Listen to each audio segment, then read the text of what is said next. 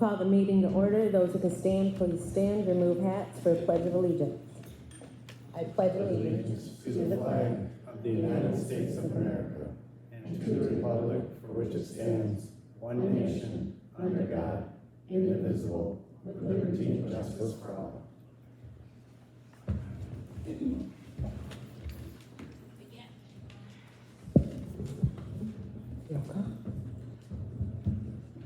All right, roll call. Bietsky? Yes. Lindsay? Yes. Castillo? Yes. Irby? Yes. Lang? Yes. Morales? Yes. Sawatski? Yes. Seven members present.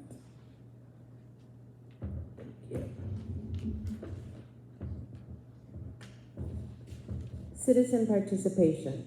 This is the time that we're going to have an open general public or comments.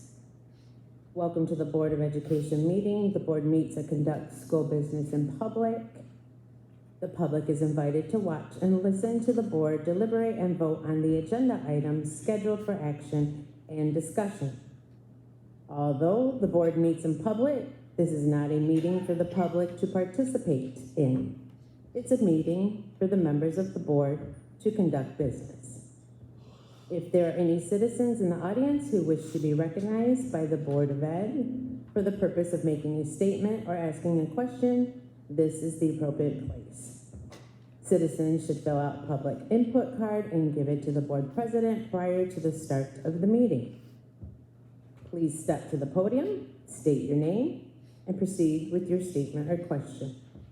Per board policy, each person will be allowed up to 3 minutes to speak. No response may be given at this time. This is not a time for making complaints. First to the podium, please, Brandon Sweeney.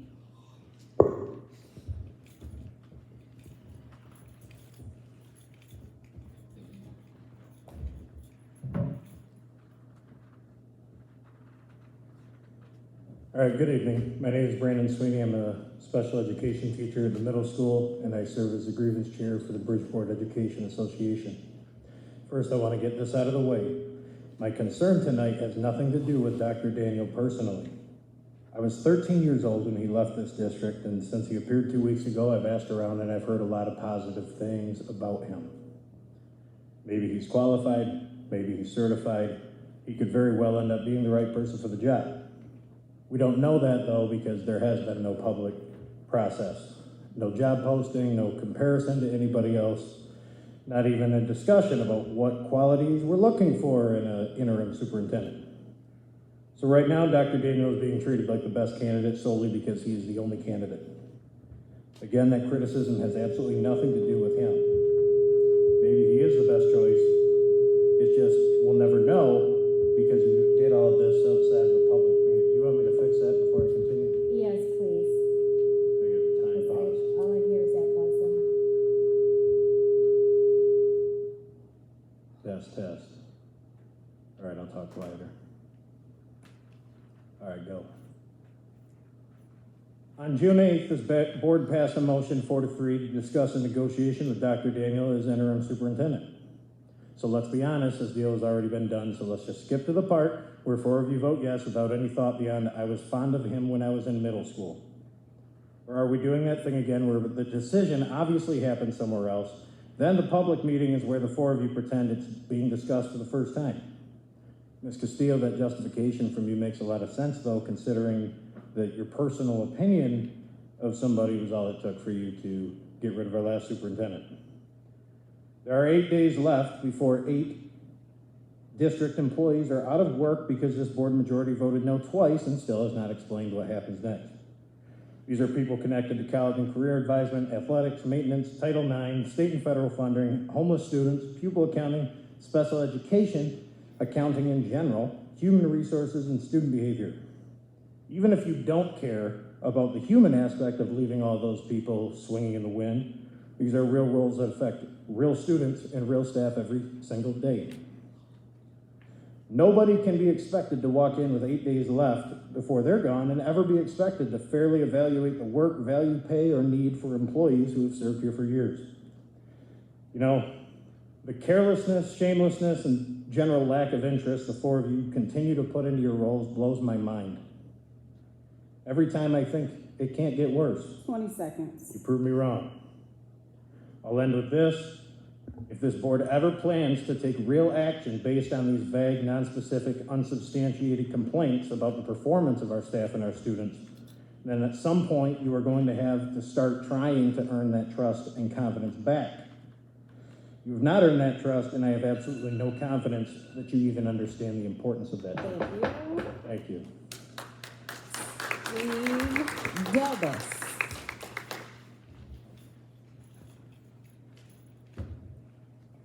Good evening, I'm Steve Dobis. Amy, can you take your sunglasses off so I can see your face? They're not sunglasses. She's got it's medical. Okay. She can't do that. Anyway, I agree with Brandon on a couple of things that happened at the last meeting. It was a total embarrassment to have Desmond Daniels come in to have an interview. Now, you can call it what you want to call it, but I know you four went behind closed doors, and this was all planned. I have nothing against Mr. Daniels. I do remember him when he was here for 2 or 3 years. He put the district in debt, and then he resigned. And now we've got $7 million in the bank. Let's see how long that lasts. I want to thank you 3 board members, Tammy, Aaron, and Robert, and the staff and community for your support for Mark and our Bearcat family. It's not going to be a Bearcat family anymore once Mark is gone. The state has been notified. I've also contacted the state. They know exactly what's going on here. I would say you should expect some lawsuits that's going to happen on the district, and there will be also some civil lawsuits. You 4 think that you can't be sued? You can, civilly. The 8 people that are also losing their job were all at-will employees. It's here in Michigan, you're an at-will employee, but you don't get rid of good employees without any documentation of why you're letting those employees go. I don't know how you 4 can sleep at night, how you can actually lay your head on a pillow and go to sleep and thank God for the day or whatever. I just don't know how you can do it. Because looking at the tapes and coming here, it's a real shit show. And last, I just want to say, for all of the staff members who are losing their jobs, I want to know how you're going to replace all those. The state of Michigan right now cannot get substitute teachers. They cannot get bus drivers. It's in a real crisis, and I'm sure all of you know that. So I'm going to leave that with that. I think the district might be around for a couple years, if that, and we can thank you 4. Again, thank you, Tammy, Aaron, Robert, and Mark. You've done one hell of a job. Aldrich.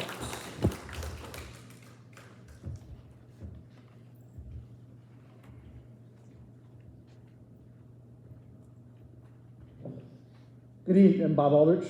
I am a teacher here, but I don't come to you tonight as a teacher at Bridgeport Spalding High School. Tonight I'm speaking to you from 2 perspectives. First, I'm a teacher. I care. I'm here with my kids every day. But second, and more important to this conversation tonight, I'm a current president at a neighboring board of education. I have proudly served on that board for 10 years. In those 10 years, I have sat through difficult negotiations. I've worked through contentious contract discussions. I've participated in a successful superintendent search, and I've helped lead the district through challenges while maintaining confidence of my staff in my community. I know firsthand how hard leadership is, but I also know what good governance is. And what I've seen unfold here over the past year is not at all good governance. The problems facing this district did not happen overnight, and they did not happen by accident. Enrollment is declining. Teachers are leaving. Educational opportunities for our students in the high school are disappearing. Class offerings are going away. Employee morale is at the lowest I've ever seen it. And now, 8 district employees, key employees to this district, might not have a job after tonight. They might not even have a future here when they have helped build the school to where we are at. This board can't seem to set aside personal agendas long enough to act on stuff that's been put before them. It's not your job to decide whether these employees meet the standards. You have one employee, the superintendent. He brought to you their contracts. He said they should stay.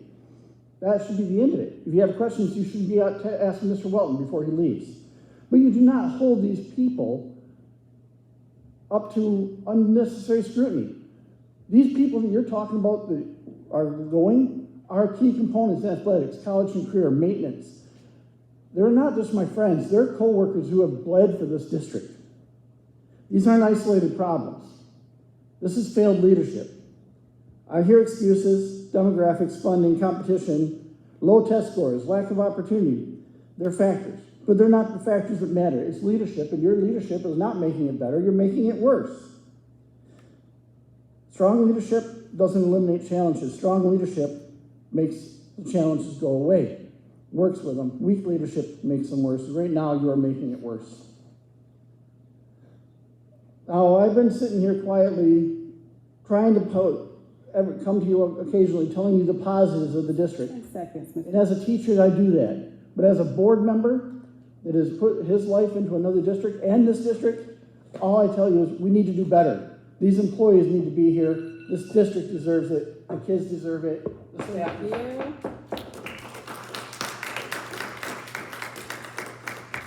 Candace Jacobson.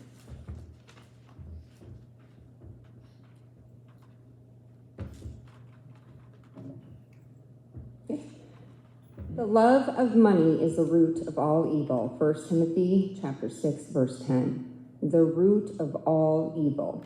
I say that because as we stand here today, it is clear that the love of money is the driving force behind what has happened with our school board over the past year. It doesn't make sense to people why the 4 of you would go to such lengths to get your hand on money that isn't yours. And what's worse, not only is it not yours, it actually belongs to the students, the kids, the teenagers, the athletes in this community. And the crazy part of all of this is that the 4 of you cannot see past the dollar signs. However, I have hope. You have the opportunity to change your mind and do the right thing. You have the opportunity to stop the evil. I highly suggest that you add the renewal of all 8 contracts, including the contract for Gabe Rodriguez, the athletic director and behavior specialist, to the agenda tonight. Since your lust for money has blinded the effects of your decision, I will help you out. With no athletic director, that means no oversight of summer activities and therefore cancellation of valuable practice time, as well as the decreased safety for our athletes. Number 2, a former Bridgeport High School graduate who is currently attending the University of Indianapolis has an agreement between our district and the Director of Sports Management at the university to intern under the athletic director, Gabe Rodriguez. This agreement was signed and approved in early spring, so what are your plans for her? And number 3, our 9th annual golf outing was successful, and businesses donated in collaboration with the current athletic department. What happens when they find out that their money is spent and that the district doesn't do what they promised? What will those businesses do with a breach of contract? Lastly, I would rather have stood up here to speak about all the great things that athletics have done, that Gabe has done within his role, but we all know that evil blinds intelligent thought, and it wouldn't be heard. Again, I'm asking, it's not too late to do the honest thing. Renew those 8 employees, including Gabe Rodriguez as athletic director and behavior specialist. Thanks. Sebastian Bailey.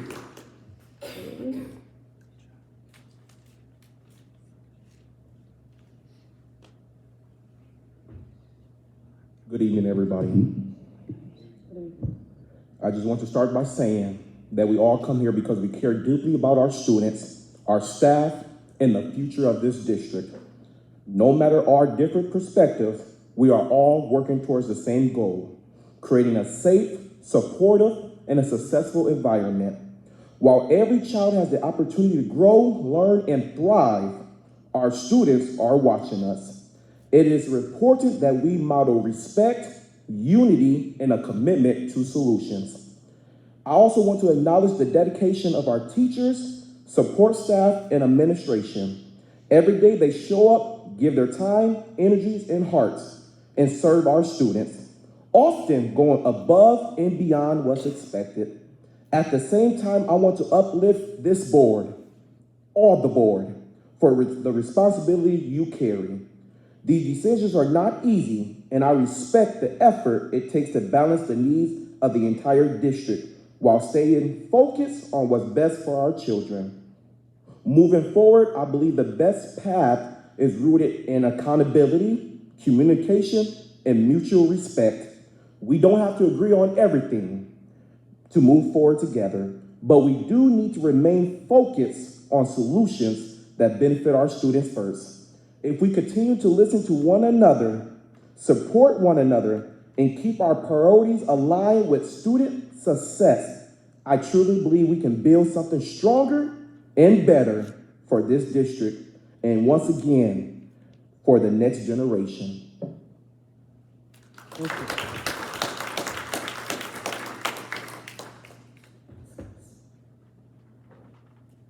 Item number 4,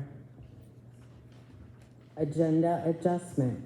I have one agenda adjustment from the email board received for district board approval on June 8th to negotiate a contract between Dr. Daniels and Bridgeport-Spalding Community School District as interim superintendent. You had the contract to review, and so motion is to add that to the agenda after our budget. Actually, we could do it before our budget hearing, right up number 4A. Motion for the discussion on finalizing negotiations.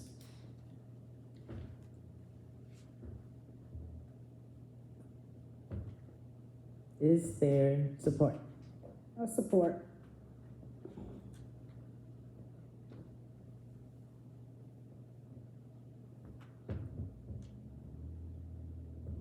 Any discussion from board? Yes. I sent this board a memo concerning Ms. Devi Johnson, and affording her the opportunity to participate as Dr. Daniels was provided for in the last That's a meeting. separate motion, though. We're talking about what the motion is on the table. Yes, I The understand. discussion is literally just supposed to be on that motion. If you let me finish, I will. You placing the discussion of a contract ahead of anybody else having the opportunity to speak on this negates any ability for anyone else to be afforded the opportunity.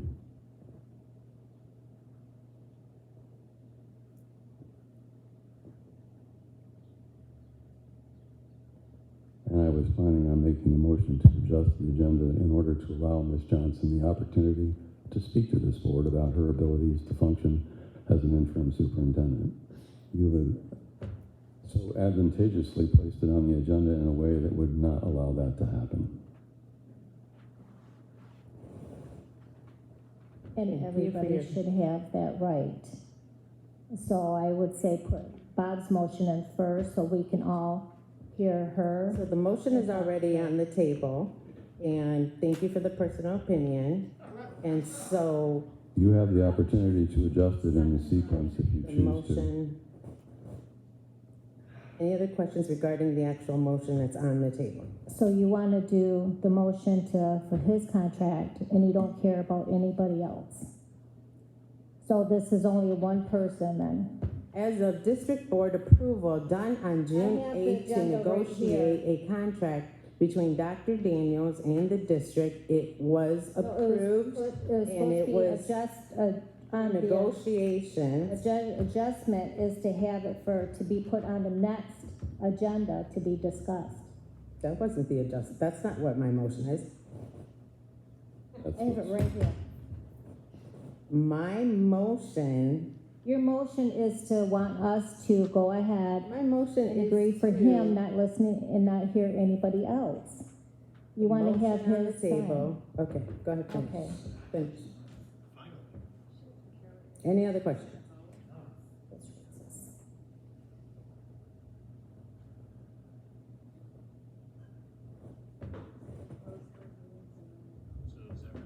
I'm Hearing- shocked that the. Hearing no other questions in regards from the board, I'm shocked. hearing no other questions from the board in regards to the motion that is on the table has been supported to add a 4A to finalize and to negotiate Dr. James' contract that everyone was provided. Finalize or to negotiate?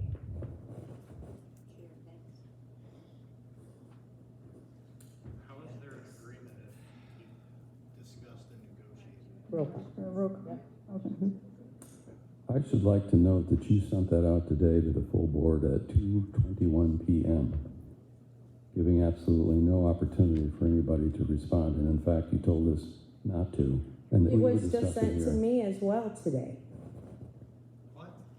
Well, who asked the attorney to take up that contract? I put in the motion at the She last. put the motion in. You said I did, Amy, because I'm glad you Yes, said that. because that is what we discussed at the last meeting, and the minutes will reflect No, that he was the, supposed to come so all of us could ask him questions. That is no, not that is Toya not. was not asking what him it is. an interview question. Absolutely She not. was, My motion. It was not the motion. It's to negotiate contracts to appoint Dr. Daniels as interim superintendent. I should like to read the minutes from the last meeting. The motion was You to don't have minutes discuss. from the last meeting. Yes, I have them right here. You actually don't, because the minutes were given to the board secretary to write up and to do, and gonna interrupt she everybody just today? gave them. Is anybody else And going to she talk? is would- not presenting them tonight because she didn't finish them. I would respectfully not ask. Maybe So she did you're not. not reading an official minute, so you cannot do that until after they have been approved by the board and sent to the board in a board packet. Okay, what I have is the original minutes that I was given, and I emailed, got permission, and got it from Robin. So, no, I don't have maybe the ones that she adjusted and she added to it, but I have the same as that one, The correct? minutes are not finalized at this time. Interim superintendent was seven, have right? negotiations Read what we above approved. that, read above that. to discuss with Dr. Daniels as interim superintendent and have negotiations. That's Read what we above approved. that, what does that say right there? What does that say? That was the Q&A that night. To add We to, did that night. add Q&A, We did Dr. that Daniels to, You remember he came up to the Right, podium? we already did the that Q&A night. no, last. we did not. We didn't have the opportunity because you said it wasn't an We did. interview. We asked him to come up to the podium to speak, and that's what that is from. At least this is gonna be on record. And Toya put in the motion to have him come up for Q&A. It was argued that you felt like it was an interview. She reiterated the fact that it was not an interview. She proceeded to ask a couple of questions. Exactly. Those questions It's were not asked an that day. interview, she just had some questions. Right, and then my Not an motion. interview. The motion Not after that. an interview. Right, and then the Okay. motion after that was to No, discuss. that's all, just not an interview. Correct. There's no motion to hold any interview at this Go ahead, time. you guys, continue. There is no motion to hold an interview. There's no motion. We are now How do you have a contract? discussing Daniel's, the contract that was provided to the board. So, But I thought we were discussing it. We're supposed to. Go ahead. any other questions or anything in regards to the motion that is on the table?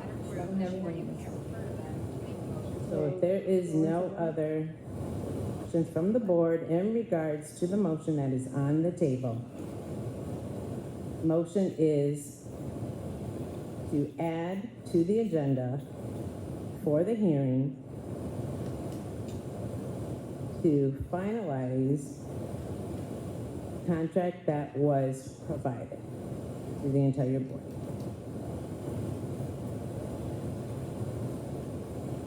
Taken from the June 8th motion. Roll call. Bianski, No. Ramsey, Yes. Steele, yes. Kirby, Yes. Lang, No. Morales, Yes. Watsky. No. 4 yes, 3 no. Motion passed. Motion has passed, and we'll add that to 4A. Any other agenda adjustments?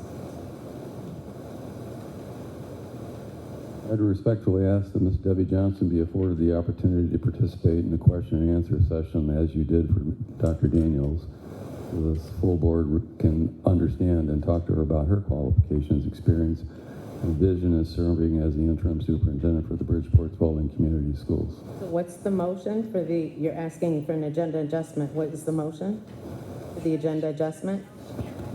Add, I move that Debbie Johnson be afforded the opportunity to participate in a question and answer session with the full board.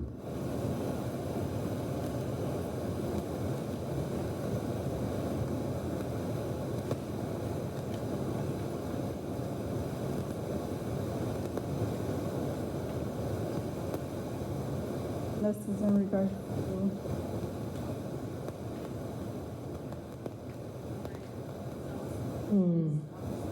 so his agenda adjustment request is to add Debbie Johnson to be given the opportunity to participate in front of the board, and you're asking for additional?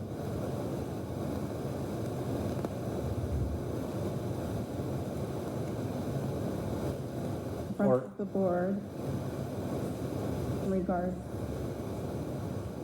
to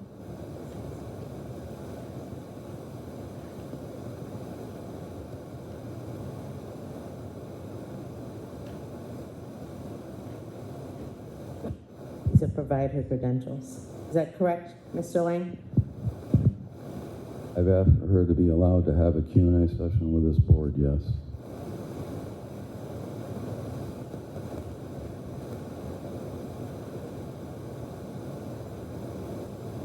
Amy, I think your mic is bent a little bit. If you might adjust it, yours might be the one, mic 6 maybe.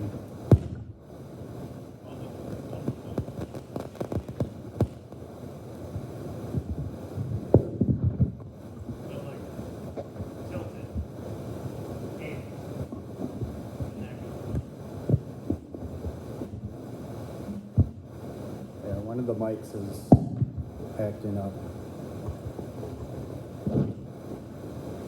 I think it's.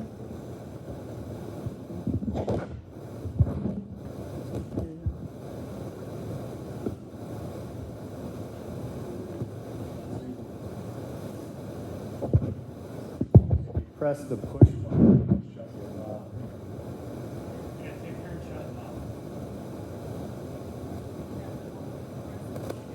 Hold your finger on there and the light comes out. not just our mic, everybody try their mic. It's not.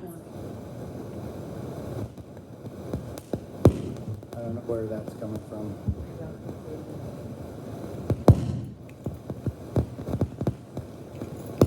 I'm done now. You want to try yours? I already did. You try yours?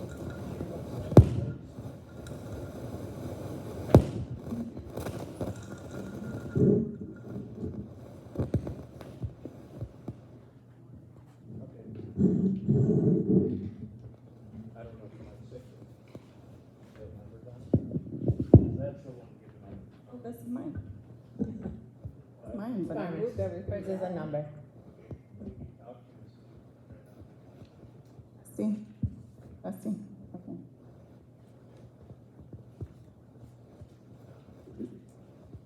Very faint now, so.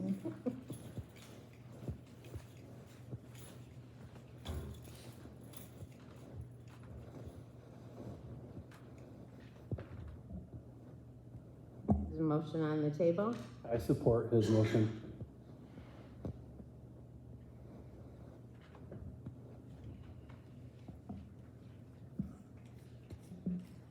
Any comments or questions in regards to motion on the table? Remember, this is to add Devi Johnson, to be given the opportunity to participate in front of the board in regards to provide credentials.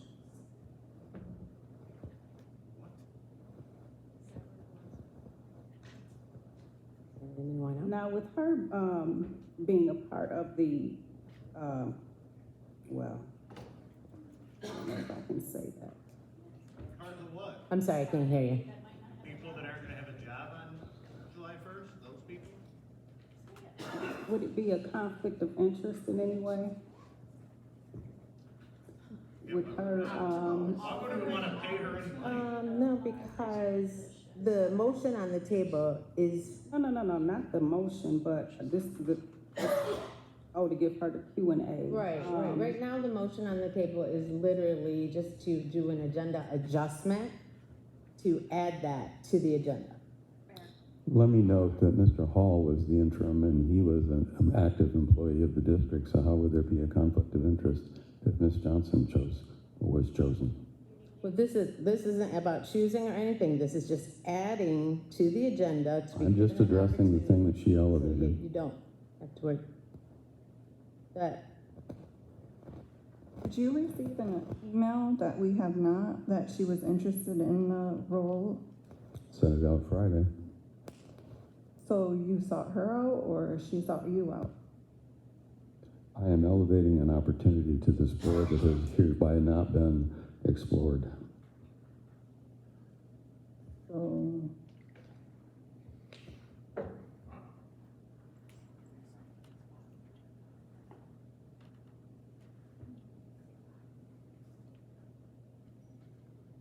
any other questions in regards to adding this to the agenda? Where will it be added to? I'm sorry? Pass, where will it be added to? Where will it be added? Where would we add it to? Mm-hmm. So we would add it to 4, B? yeah, 4B. Mm-hmm.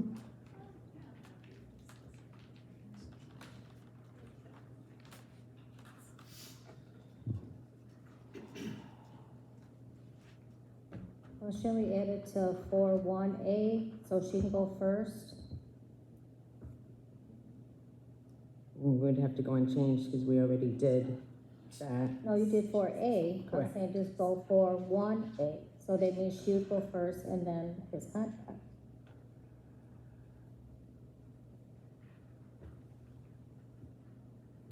We could do that.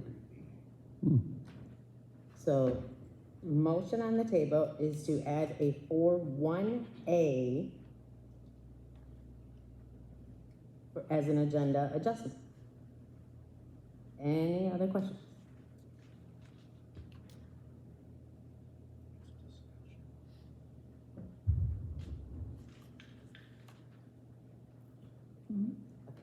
Okay.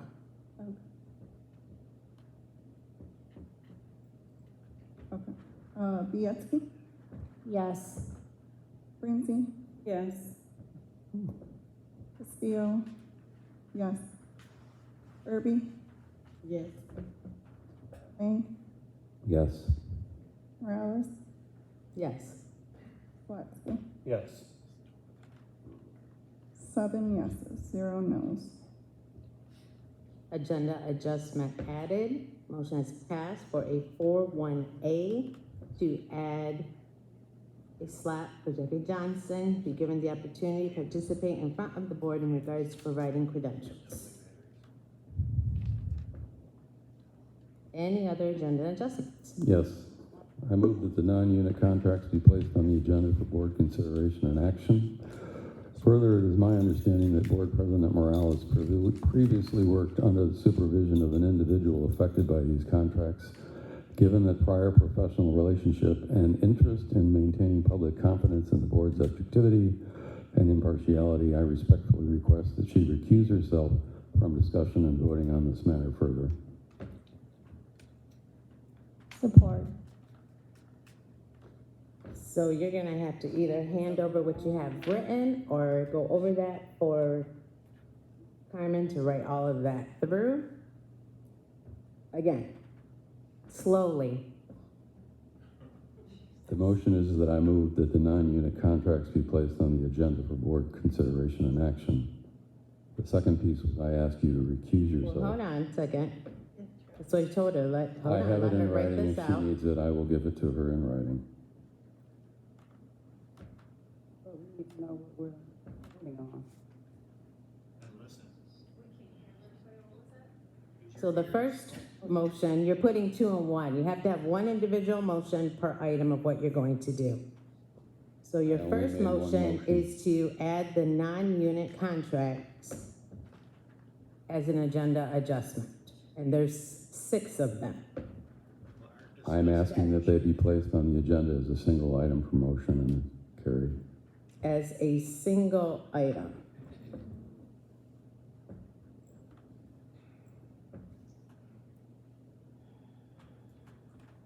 So meaning all together in one. Yes. So non-unit contracts, the 6 of them as a single item, all together in one, that is the motion. Motion on the table. Support.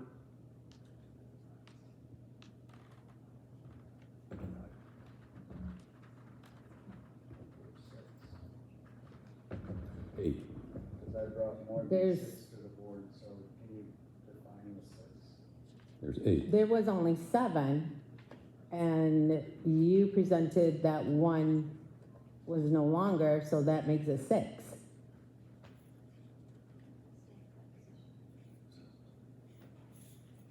There were 7 left. And now there's no longer 1. There were 8 originally. There's 8, now there's 7 left.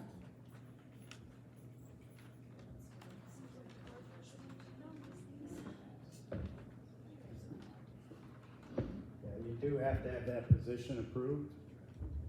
I mean, it's a position you're gonna have to hire for.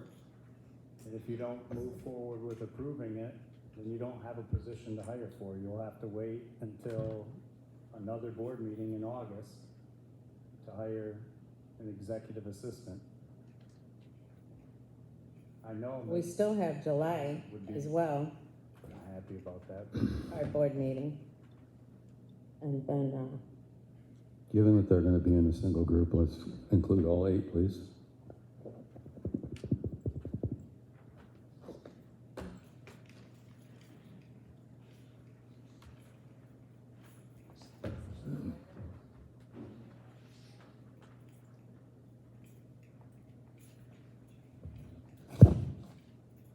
so a motion on the table for non-unit contracts to be added as a single item altogether one, 8 contracts as presented.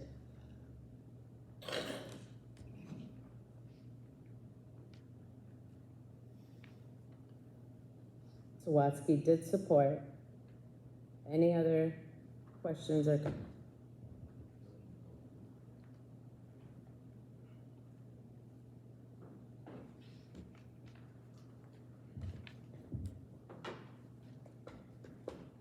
This would go on to, we'll move this down after the hearing.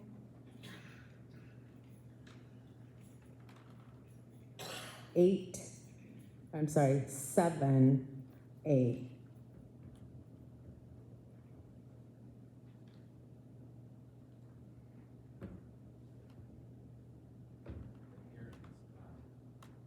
Motion to add all 8. Roll call, please.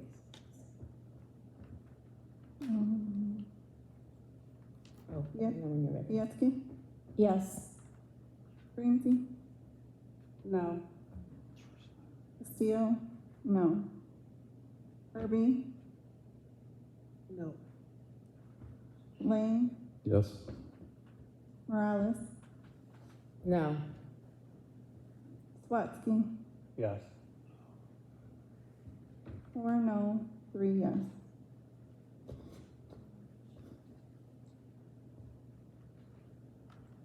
Motion did not pass to change and add to the agenda.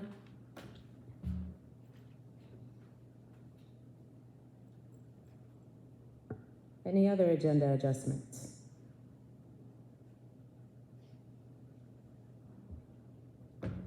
Yes, I vote that, or I would like to make a motion that we hire MASB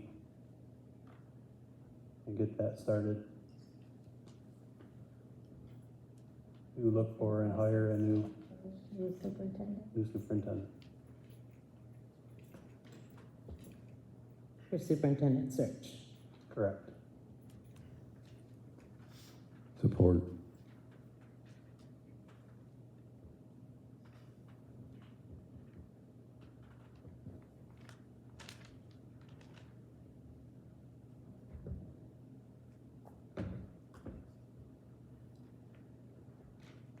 Any discussion at this time for the motion to hire MASB to start process for permanent superintendent search?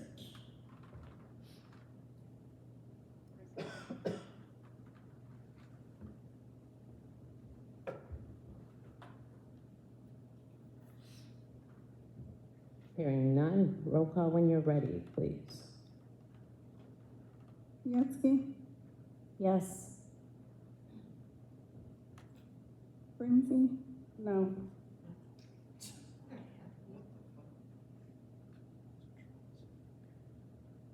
Castillo, no. Mr. Irby, No. Mr. Lane, Yes. Ms. Morales, No. Mr. Swetsky. Yes.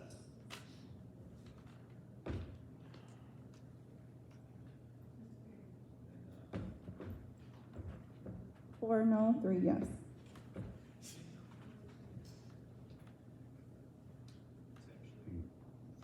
Or three yes, four no, sorry.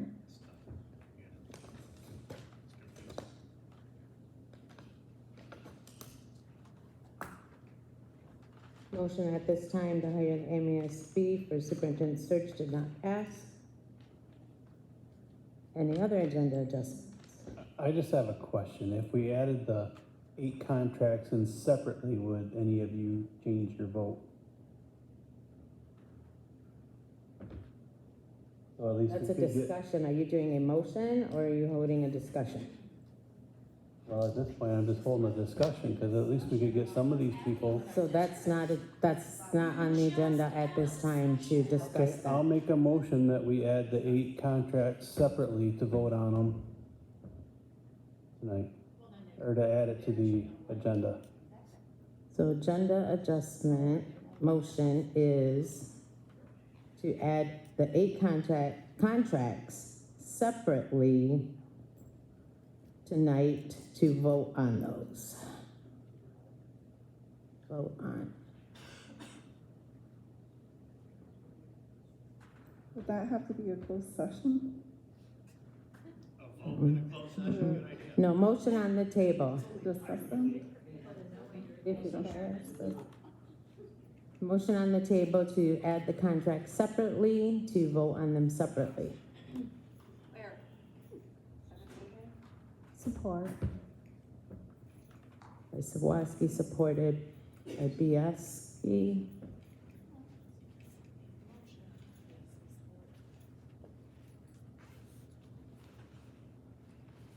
Questions?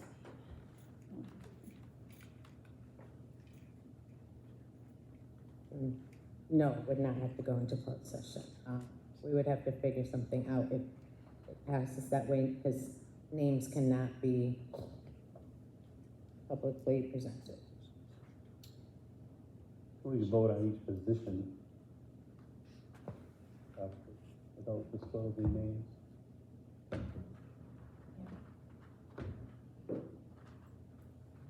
So we can adjust that in the motion. So agenda, 8 contracts separately tonight to vote on by way of position. It's his motion to adjust, not yours. So, Robert's rules right there. and I guess I didn't hear. so again, the motion is for 8 contracts to be voted on tonight separately. And we would do that by way of position. Sure. Any questions or comments from the board?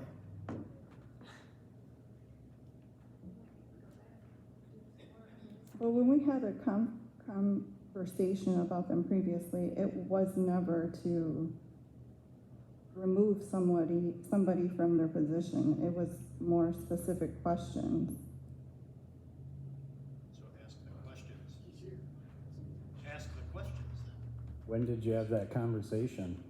During an 'Cause these are argument. my employees actually, and I don't recall being involved in that conversation. We talked about it at 2 meetings ago when they were first brought up. I asked if we could do them separately, and then my comment was because I believe that some of those positions needed to be separated, but I didn't specify which, because there were multiples. And you still have. So, and I did give you the opportunity, and I asked you guys to reach out to me to give me information so I could answer those questions for you. These are real human beings we're talking about. These are employees You know that. that you're doing this to But you brought with it to no us reason together. whatsoever that you can justify it. Just like the last Now, 30 years.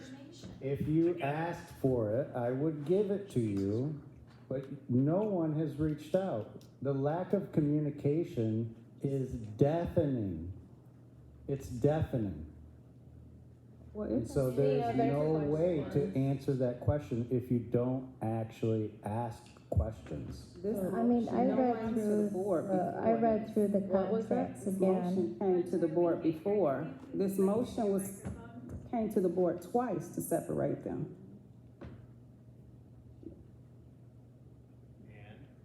And None of you asked any questions. Oh, What were you gonna say?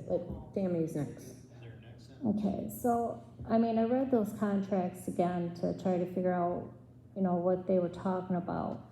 But a lot of people's job duties can be added. I mean, look at my attorneys in front of the court. They're supposed to be just attorneys, but then they end up now they're a manager. So, items get added on to job duties. So job duties can be added on. So I think that's what, I don't know, Carmen just thought because of job duties that were added onto their contract. She maybe thought that they shouldn't have been, maybe she felt it wasn't right, or maybe, didn't think, I don't know. I'm just trying to figure out why they wanted to keep it separate in the first place. But job duties do get added on to other people's positions. I mean, it happens everywhere. Like I said, it happens at the courthouse, it can happen here, it can happen at any of your jobs. So there's nothing wrong with those contracts. You can also say. Well, yeah, that can happen, but as Yeah. far as contracts goes, do they normally come? I mean, doing a position, a individual position separately. That's all we They've were always asking for always before. came together, we always voted on them together. That's why we have a superintendent, he goes through the contract, he does it, and then it comes in front of us for approval. It has always been that way. You guys are the There's a first lot of ones to ever want to always been. separate them. There's a lot of always been, It has been. yes.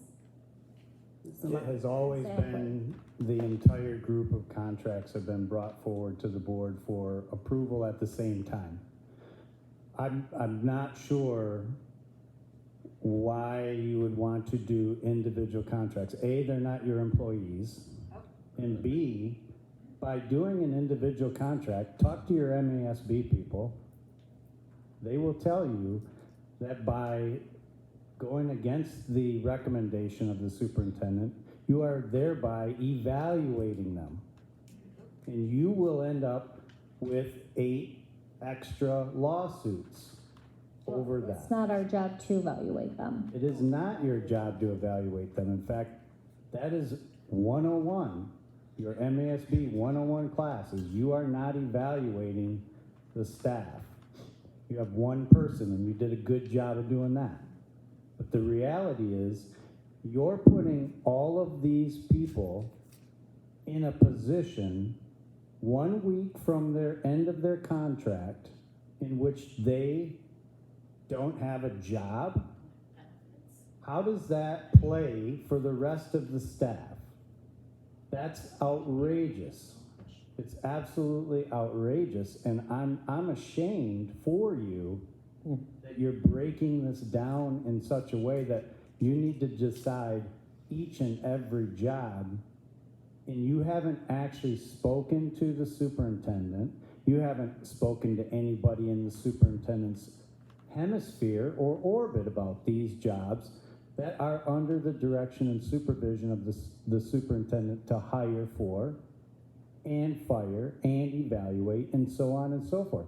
It has nothing to do with you. So it's disgraceful to our employees to treat them that way. I don't understand what the problem is. You can talk all you want about, well, what about this? There's too many jobs associated with this, but you're talking about it in a public meeting. Oh, there you go. So question, Patty, ISD said that there will be no lapse in pay if these contracts are approved by the middle of the second week of July, our payroll team, the people who do our payroll. Is that true? What day, when it comes to, if you have a calendar, Our what- first pay for the 26-27 school year is next Friday, July 3rd. If I do not have contracts for these people, I can't pay Yeah. them. They meant, ISD payroll for Bridgeport stated that that is done in advance, and that was done actually already, correct? No. Oh, okay. So the ISD, I have to open a new year, which I start tomorrow. And I normally enter all the new rates of pay for anybody that's getting their first pay July 3rd. And I have no numbers to enter for these 8 people. those 2 days, the first and the second. Are they paid in advance on the 3rd? All salaried people get their first pay on July 3rd. So you paid for the 3, so that pay period goes through the 3rd? No. Oh, okay, what is that pay period Salaried end date? people are paid on 26 pays a year. Our 26th pay was last Friday on the 19th. So technically, everybody that is on salary received their last paycheck last Friday, but they're required to work through June 30th. Because the new school year starts July 1st. So they are getting a paycheck on the 3rd for their first 26th pay of the 26-27 school year. Gotcha. So we need So they are correct, though, the ISD said that it would just, as of right now, so actually they were wrong, there could be a lapse in pay for 2 or 3 days. There's not, there can't be a lapse in pay because we pay every 2 weeks, and the ISD only runs our checks every 2 weeks, so they can't do a lapse in pay for these people. These So individuals. as of right now, they'll be paid through the 30th on the 3rd. No, they were paid technically through the 30th on the 19th. That Oh, I was see the what you're saying. 26th Okay, pay of the school year. gotcha. So our I see what first you're pay period, the way the pay periods are falling, we have 3 pays in the month of July. And the first one is July 3rd. Hourly people are paid to date, but salary people on contracts are paid, their first pay is July 3rd. I have a question. Correct me if I'm wrong, but these are at-will employees hired and fired by the superintendent, correct? So we are, Micromanaging. well, so we are, if we approve these contracts, we're approving not the person, but the job, correct? Because the new superintendent can change the people in these positions? No, it's the person. It's a person. It's the person. If you approve a Exactly. contract tonight, you're saying that person has the job for the rest of Exactly. this next school It year. is not a position, So it's the working- person. It's not a position. You couldn't take, but let's just say, because Robin's not Oh, here. if we- Robin Gazet, if you approved her contract tonight, then the new superintendent couldn't replace her when he came. She has that job for a year. Okay, Does so, that make sense? yep, does that make sense, Aaron? Yes, but do we, By the So person, that's why it's important that we vote on it tonight, because it's the person. So by not voting on it, you're taking that job away from that person that works, has to put food on the table for their kids. And by not voting on it, you don't care if that person has a job to feed their children.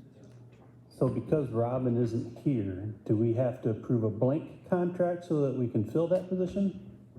You need to have that position. You don't need to just wanna have her name. You don't have Oh, to- wait, Amy, I didn't know right. your, Well, hold on a minute, let Patty finish answering Okay. Aaron's question.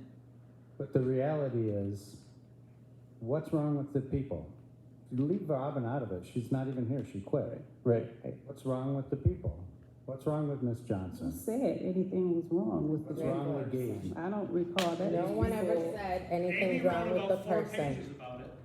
So, the motion that has been repeatedly turned down is to not approve these contracts. As a whole. And I think that is shameful for these people. They always were voted as a whole. This would be the first time Right, that it would be voted separately. right. But we should have been able to vote it as a whole, like it's done. So the motion on the table from Swatsky, supported by BSB, is to add to the agenda 8 contracts separately tonight to vote on them. Yeah. Roll call. Ms. Bietsky? Yes. Ms. Breemsey? Yes. Castillo? No. Mr. Irby? Yes. Mr. Lane? Yes. Ms. Morales? No. Mr. Swatsky? Yes. All right. 5 yes, 2 no. So a motion has passed to add to the agenda, after the hearing, 7-8. 7A, 8 contracts separately tonight to vote on, and again, by way of position.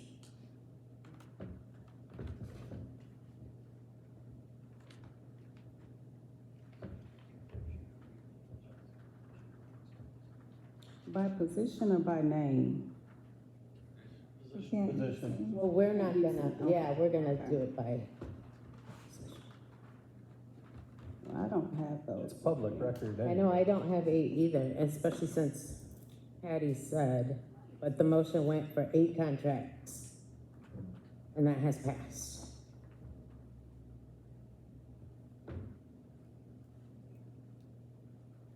Any other agenda adjustments? I haven't. Can we get those? I can go get them out of my office, the original, the ones they're ready for this coming school year. I can go get them out of my office if you'd like. You also have. What was the question, Patty? Or- Someone asked if they didn't have them. I can go get the original one. I can pull it up. If you'd like me to go get them. I'll pull it up. Oh, Yeah, I still got them saved. I can pull them up too. any other agenda adjustment?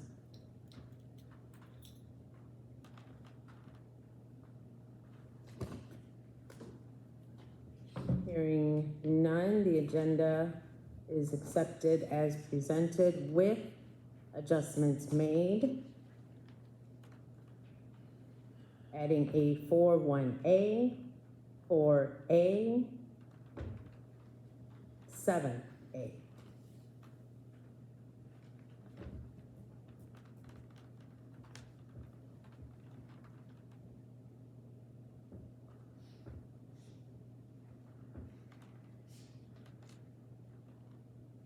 For 1A, Debbie Johnson to the podium, please.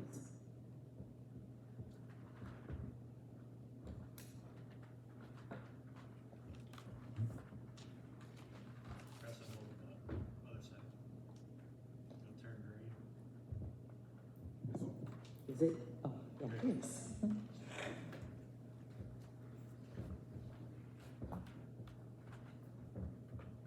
Good evening, President Morales, members of the Board of Education, Superintendent Whelton, and members of our community. My name is Devi Johnson, and I am your Director of State and Federal Programs, Professional Development, and District Contact for McKinney-Vento. Thank you for this opportunity to speak tonight regarding the appointment of our interim superintendent for our district. The decision before the board is one of the most significant responsibilities entrusted to you.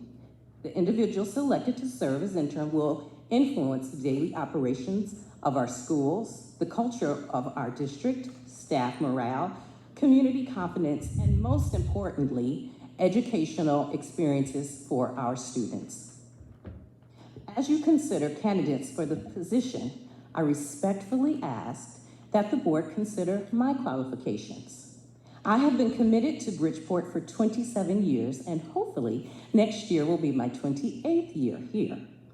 If you are looking for a candidate who understands our past, presently working to maintain order for the district, and who is committed to our future success, then here I am. And honestly, I've always been here. I keep my head down, I work hard, and I actually get things done.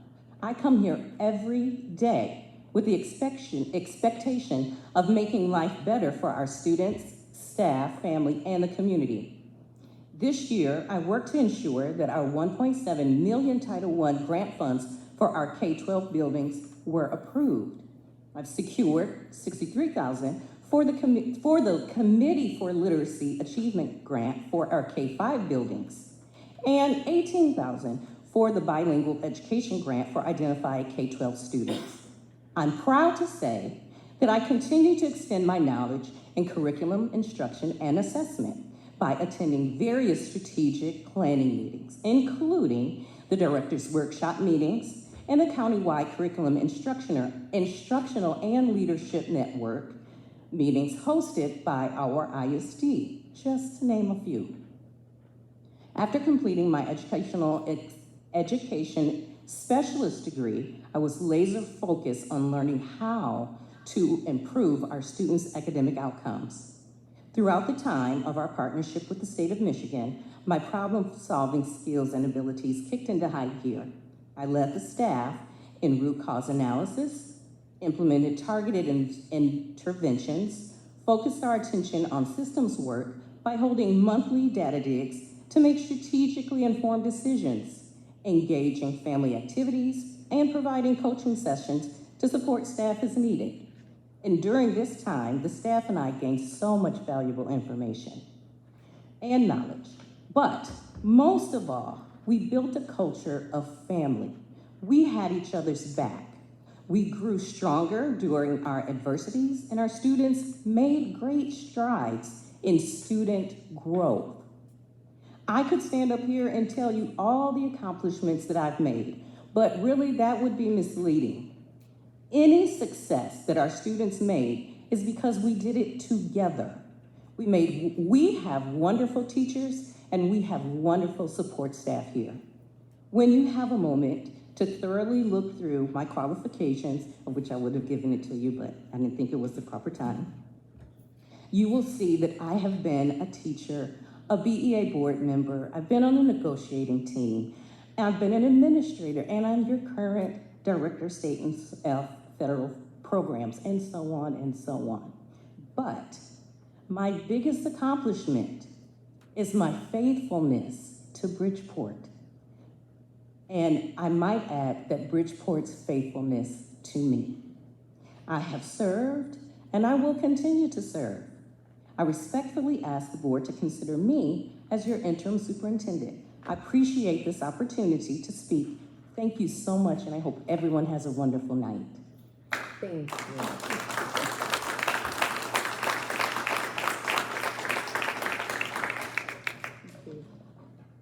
Thank you.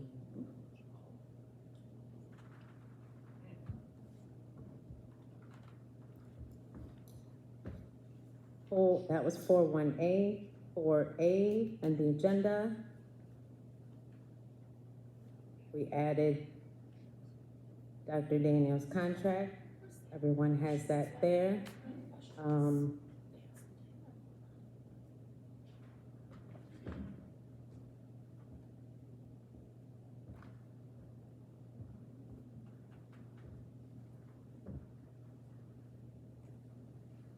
Dr. Daniels, could I ask you to come to the podium, please?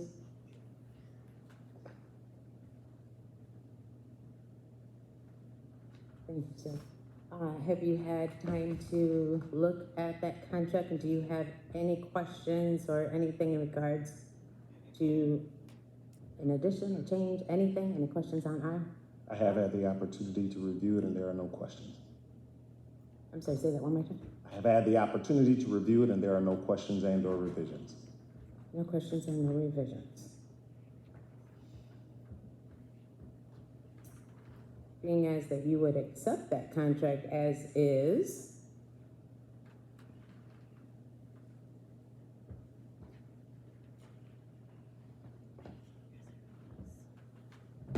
so I don't have any questions in regards to the actual contract. I do, just gotta find it. On the amount that he's asking for, it was seven Per day. 700 per day.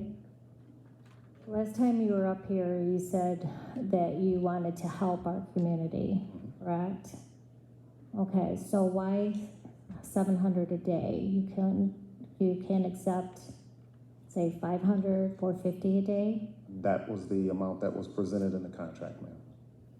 So you didn't ask for that amount? No, ma'am.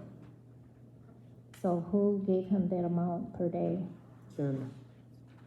Okay, so you're asking them to negotiate, you're So- asking them then if you. yeah, so would you take less than 700 a day? I would certainly consider it. Consider, You asked if I would take. I mean, because I'm not I would say gonna I would agree to consider it. something unless I know. I'm sorry. So now, are you saying, will you take less than 700 a day? I would certainly consider that. Like what? I mean, ma'am, I you mean, just presented me with that, 400 so at this juncture. Say 400? At this 400 juncture, a given the day? fact that you're just presenting me with that, ma'am, I haven't had the opportunity to analyze it from my personal standpoint. And we're supposed to vote on this, or no, we don't vote on this, we're just going through. No, we're just going through it right now, yeah. And you saw there was no insurance being added on that, Correct. correct? Okay. I just want.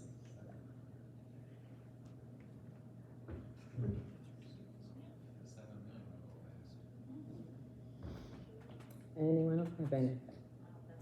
I just want As presented. Oh. I just want to say that I did a little background check on myself on you, and I couldn't find anything. And actually, I was looking at your score when they evaluated you.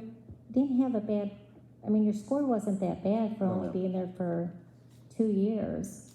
So, and then I looked at the finance.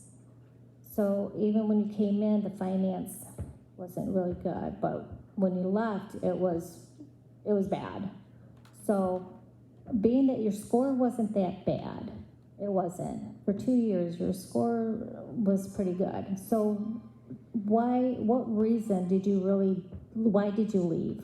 It was a For after personal 2 reason. years. It was a personal reason wherein I went into a different direction with my professional life. Okay. I have a question.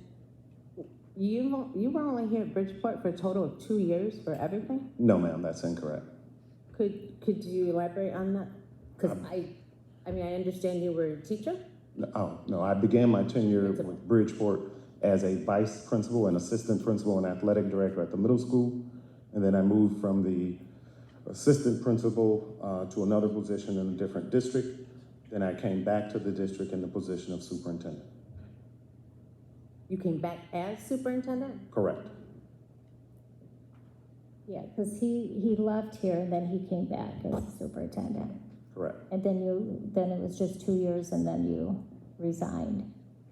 I think it was a little more than 2 years, but that, I got it right here. that's what it is. I'm not going to debate that, ma'am. You know, I guess that's why I was just kind of stunned when I looked at your evaluation score, and it wasn't No, ma'am, it wasn't bad It at all. wasn't bad at all. So, so that's why I was just curious. Yeah, I wasn't leaving because I was irritated or fed up with the district. There was another professional opportunity that I pursued. Okay. So Because, then, you know, you're only superintendent for 2 years, and then with the score, like I said, I didn't think it was bad. So I was just concerned and wondering why you left after only being 2 years of superintendent. So thank you. How long has it been since you've been in the district? I left the district in 2009. So that'd The be 17 years. This district? Yes, sir. I left Bridgeport Spalding in 2009.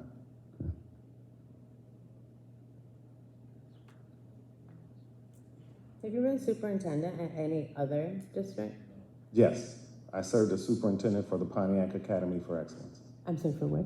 I served as superintendent for the Pontiac Academy for Excellence.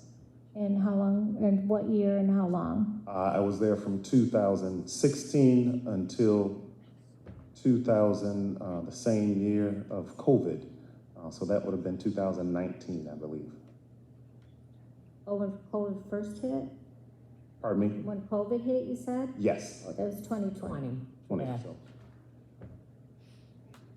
Bit of recovery. So you were there for 4 years. Yes. And why did you leave there? My time was up. It was end of. And yeah, they it was- didn't breathe, okay. Yeah.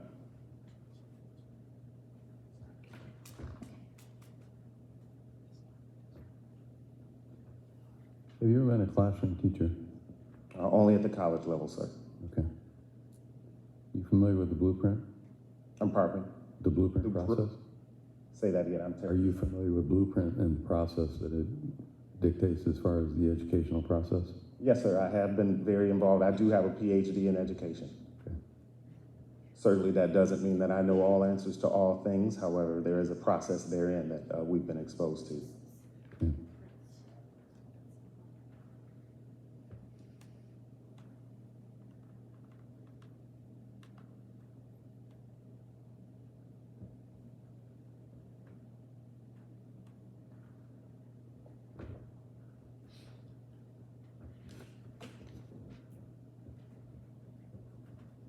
Anything else from the board?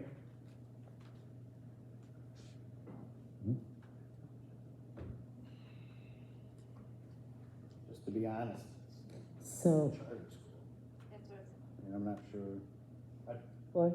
You might want to do your due diligence, at least. So board, is there anything else from the board? We should dig a little deeper and actually try to So- find somebody to help keep this district afloat. We met for a session, there were 3 or 4 of all other individuals. It's all very incorrect. We're not voting on it tonight, right? We're just going. That was just, right, no, that was just, To go over it. correct. And Dr. Daniels stated that he accepted the contract as presented. You asked other questions. Take a little bit less pay, and you said you would consider it. Yes, ma'am. Well, coming into this, yeah, and remember, there's no insurance. Right, but he's So we're supposed to be lucky. temporary. Yeah, very, very Temporary usually doesn't in the have, interim until we so get a There's permit. no insurance in this there's no position. insurance. No, ma'am. Correct. Well, I do have a question for this board. Given that you've turned down hiring MASB, what's the plan for hiring a superintendent? You say this is a temporary contract, that it ends in the end of September, but yet you have no provision for finding a new superintendent. I'm kind of Dr. Daniels, befuddled correct me here. if I'm wrong, but at the last meeting, you stated that you were able to assist in that as well, correct? Yes. But in our last meeting, though, we said we were gonna get, I wish I had the video. No, we did. You Do you have the also video? Anybody have complained video about the from amount last of money meeting? that it was gonna cost to hire. Right. MASB. Tammy. Question. What do you want to know? Because in our last meeting, he said he would be able to assist, but we, even though he was able to assist, we agreed that it would be, We never voted on that. The cost of MASB would help us with that part, so, Bob, did you vote so on there should be an end date. that in regards to the MASB? That's what was trying to be added, the motion was on the, That was the we motion. didn't vote on it. That's the motion that he brought and you guys Correct. denied it. You Not to guys vote on vote it. not to vote on it. Correct. So, Did not pass So you- tonight. So that means you guys just wanted him to go ahead and help us on that as well. Yeah, because at the last meeting, when MAS, MASB, we agreed at our last meeting that we would have them to help, and then you guys turned it down. but you asked about the amount of money that it was gonna cost. That's not what we're talking about right now. Well, that's why I'm saying that we discussed But the money that part first. just came up today. So that was a from our problem last last time, so I don't understand where that's not a problem now. If he said that he would What help. is she talking about? Just go on. You know, so at this time, does anyone have any other questions? my question still on the table is, what is the plan for moving forward for a And she full-time answered that superintendent? question. I This is answered it. supposed to be temporary. So now my question is to you, is that now they tore down what we agreed to on our last meeting, so now they want you to help. So what is your process on that to help us get a permanent? Historically, I have had the opportunity to work with the MASB and following a number of the items that they have before them in recruiting for such a said position, for the position of superintendent. Okay, so you work with them I then? have, yes. Okay, and that's to what you would do at this time? Absolutely. It's not my desire to try to go out there and do it all solely on my own. Certainly, that would be something that would be done through the board's support as well as those entities. Okay. Well, except they just said they're not gonna do that. That They said they're not gonna do that. So. No, you answered my question. You said you would go to IMSB to help you, help us select our. And what you voted on, to my understanding, was entering into a contract with the MASB, and you voted not to go into contract with the MASB, but that doesn't mean that MASB will not support you in what your process is and looking for a And superintendent. you will be as able well as to an work with ISD. them. Yes. Okay, that's what I needed to know. Okay. So Kevin Charlie from the MASB, who was here to present that night, actually called today and asked, were you going to put that on the agenda to pay to have that? I explained the rest. He ended up leaving early, and so he was not here for the entire meeting. And he said, whoever comes in as interim, they would talk to and assist and support as opposed to outright hiring them. So it would save on funds. It would save on having to, for them to be sold. Yeah, because I asked him how much he charged. And then he emailed and put it up I got a to, brain, Amy. I remember. he emailed it, but he lessened it, but I don't know how much it went down. I didn't do the calculation. Let's do it then. So, perfect.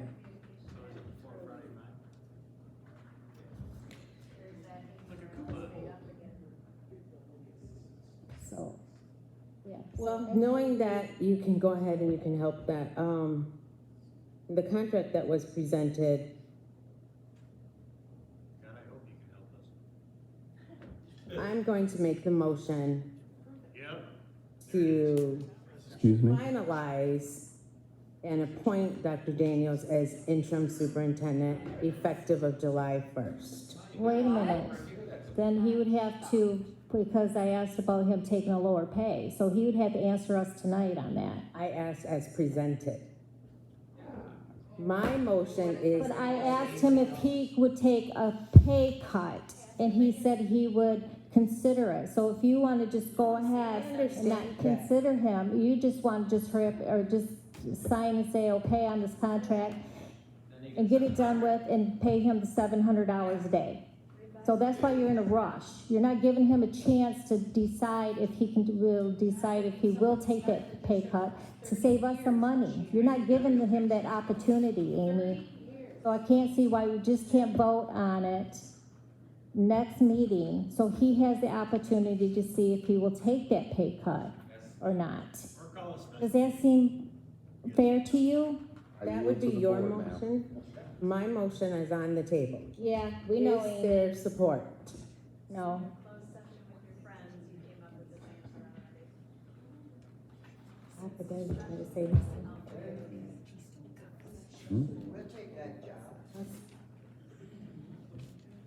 Are you seriously telling her to support? What about that's embarrassing? I can't hear you. You're telling She turned and looked at her. Amy, right? So don't acknowledge that. You don't acknowledge that. You just talk to the board. I'm sorry, I cannot hear you. Can, that is on contract, a special meeting? Can you put your speaker down, honey, so I can hear you? A special meeting, can that be held to finalize it after negotiation? Her motion's already on the table. So the motion's on the table, so just looking for as presented for support. Okay. Okay, but I see what Brentoy is trying to say, same thing. I understand what you're saying. Yeah, Just not being able to discuss it, which I agree with Brentoy on that one. So motion made by Morales and It's on support. video. Attorneys will get it. Support is done by Wait a minute, let's back it SCO. up, back it up. Start over, what's the motion? The motion on the table was to, Oh, the first one that you brought up. I can't hear you, I'm sorry. Go ahead. Go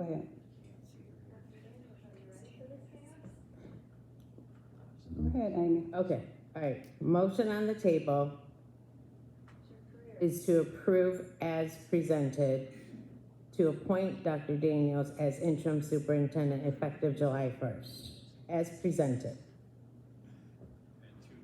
Support was Castillo. And so we've been doing discussion already. I'm sorry, Brentoy, go ahead. You wanted to Was say your something. motion supported by Carmen? Yes.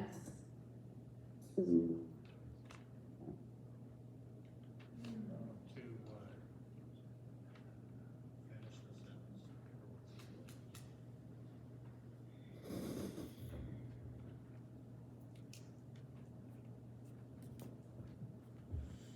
Discussion, any other questions? I know we've already been in discussion, but How many days is this for? days. Yeah, you don't have an expiration. $700 a day, how many days are you talking?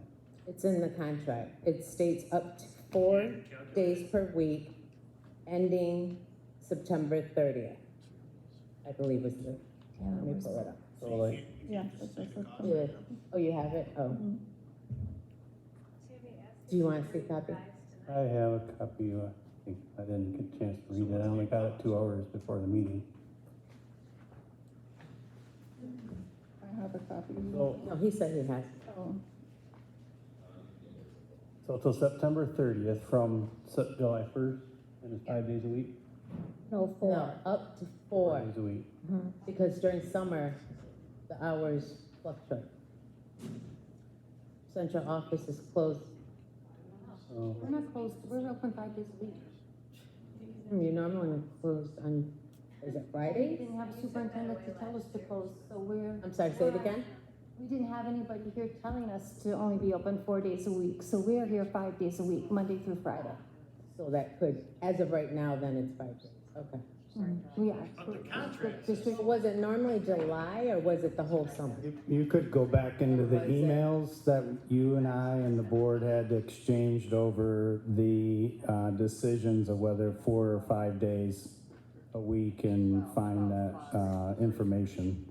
But it's definitely the decision for the superintendent, whoever it's gonna be, to make a decision for Do that. that. So if it's 4 days, it's 4 days. But 5 days you might is wanna fine. look at your email comments to me that are part of the FOIAs that have been out there. to make sure you're aligned with your, So 5 days, Historical 4 days language. up to the superintendent. so it's roughly about So- 49,000. And their contract. Okay, just like all contracts, and Amy says as present, but just like all contracts, we can make little changes so we can try to compromise here. So again, on the pay, will you tonight accept a lower pay than the 700? Maybe if you're not happy with the 400 I mentioned, how about 500? But the motion on the table is as presented. Yes, Amy, but like all contracts, it can be Process- changed. Process is the motion on the table. OMA, this is the motion. Motion on the table is by us voting on his contract. And you can go ahead and, the motion on the table is as presented for the board. It's not changing anything right now. Motion on the table is as presented. But we can change it. I know you said as, but we can. If you had any, if you cared at all, and you probably want to save us money, you would, but Easy, Tammy. never mind. I know. Easy, They don't give a shit. easy. Go ahead.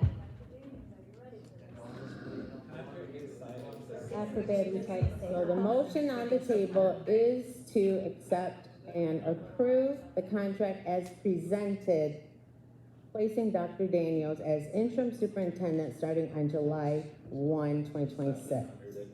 Roll call. Ms. Bietsky? $100 pay. Ms. Bietsky? No. Ms. Ramsey? Yes. Ms. Castillo? Yes. Mr. Irby? Yes. Mr. Lang? No. Ms. Morales? Yes. Mr. Swatsky? No. To the bottom. 4 yes, 3 no.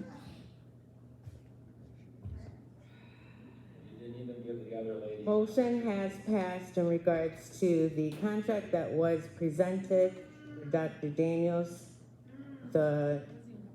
being placed as interim superintendent to start on July 1, 2026. Now, item number 5, budget workshop and hearing. Thank you, Mr. Daniels, I apologize. Yes, thank you. Sorry about that. Sorry for what? Budget workshop and hearing, He's doing great. Patty Bullock. Thank you.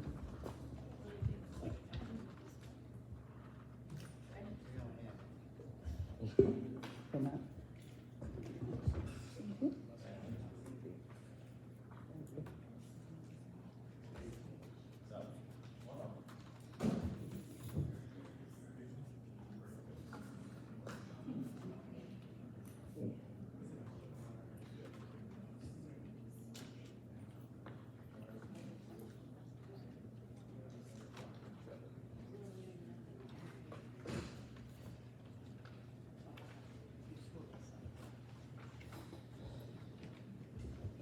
Okay, good evening. I know everybody's been here for a little bit, and I'll do this as quick as I can. So on the first page, it talks about our budget challenges. Our district enrollment is one of our challenges right now, but our first count, which will count for 90% of our state aid, is October 7th of 2026. And then our second count for the other 10% of our state aid is going to be February 11th of 2027. Foundation allowance is also a challenge that we face, along with our other state and federal funding, healthcare costs, and retirement rates. They seem to go up every year. On the next page, our foundation allowance for 25-26 was $10,050 per student. Right now, and I did build my budget on this, they are proposing that it will go up to $10,300 per student for this upcoming school year. And I have created my budget for next year on 1,360 students. Other state funding that we receive are our at-risk funds, our GSRP funds, And our federal funds, which Debbie spoke about, is our Title I funds, where we get about, right now they're estimating about $1.2 million in Title I funds. We get Title II funds, which is about $125,000 we will receive, and Title IV is about $90,000 that we will receive. You would be Title I, please. Title I, $1.2 million. Nobody in the position to spend it. The next page kind of gives you a breakdown. The first column is the budget that was proposed to you back in June of 2025 for this coming school year. The second column is the amended budget that I'm presenting to you tonight, where we stand as of today. And as you can see down at the bottom, we did spend more in expenses than we did take in revenue this year. So we are going to have to take $406,121 from our fund balance, but $376,633 of that was committed funds that you guys committed over the last few years towards infrastructure. So that helped pay the bond payments that we had due this year. So really, we're only, the budget itself is only over budget by $25,488. So given that our fund balance was $7,120,020, we will end this year with $6,713,899 in our fund balance. The next column shows you the proposed budget for next year. As you can see, the revenue is smaller and so are our expenses, but that is based on our enrollment of going down to 1,360 students. But I am presenting a balanced budget for next year, so we will not be touching our fund balance. But we also have to keep in mind, and we've had many discussions as a team with administrators, that we are going to have to be creative this year on how we do spend our grant funds, so we can help offset some of those costs to our general fund. Does anybody have any questions about any of that? We see a pretty dramatic increase in pupil services. Can you help us understand that, please? What, for next year? Yeah. That's because the majority of the money right now with the $1.2 million for title, it kind of sits there until we get our definite budget put out. So that number will change once we submit our grant proposal.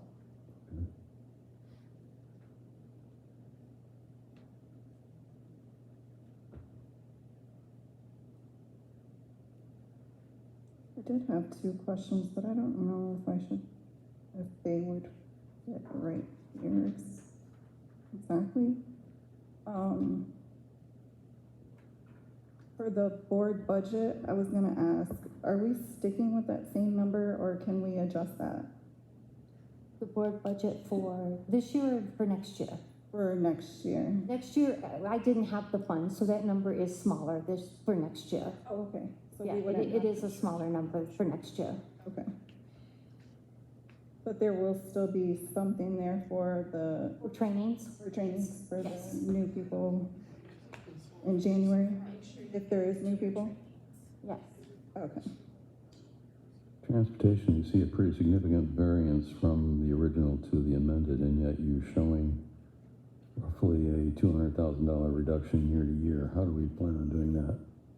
Making the reduction? Because right now in this year's budget for transportation, a lot of those grant funds paid for a lot of the field trips and things the students went on. Okay. So those dollars are in there this year. I didn't put them there for next year because we haven't got the budget built yet. Thank you. I did have another question. As far as like the FOIA requests that go in, does that go into the general fund, or do you have a special account for that money that comes in? Are you talking about when we charge people for FOIAs? Yes. I'll be honest with you, we don't normally charge for the FOIAs unless it's something very big. And if it does, then it would fall under, local revenue at the top. It would be just become miscellaneous revenue. So all the FOIAs that have been done this year haven't equated to enough to charge? Free of charge, you're welcome. And just so you guys are aware, because I do have to build this budget and had it ready for you tonight, every one of those working agreement dollar amounts are in this budget for this school year, right along with the steelworkers contract, administrator's contract, and teacher contract increases. It's all built in there. So you guys are aware, it is all there for those working agreements. Thank you. So any other questions about that? No, those are. She answered my question I was gonna ask, so we had it all included. Where would lawyer expenses be at on here? They fall under the, general administration line. Okay. If you can see that for, this school year, sorry, I gotta put my glasses on. $594,000. Thank you. But that dollar amount is the combination of the superintendent's, function code and along with the board. That number is added together. Okay. $594,543. Mm-hmm. The lawyers have never spent that much money before in the budget.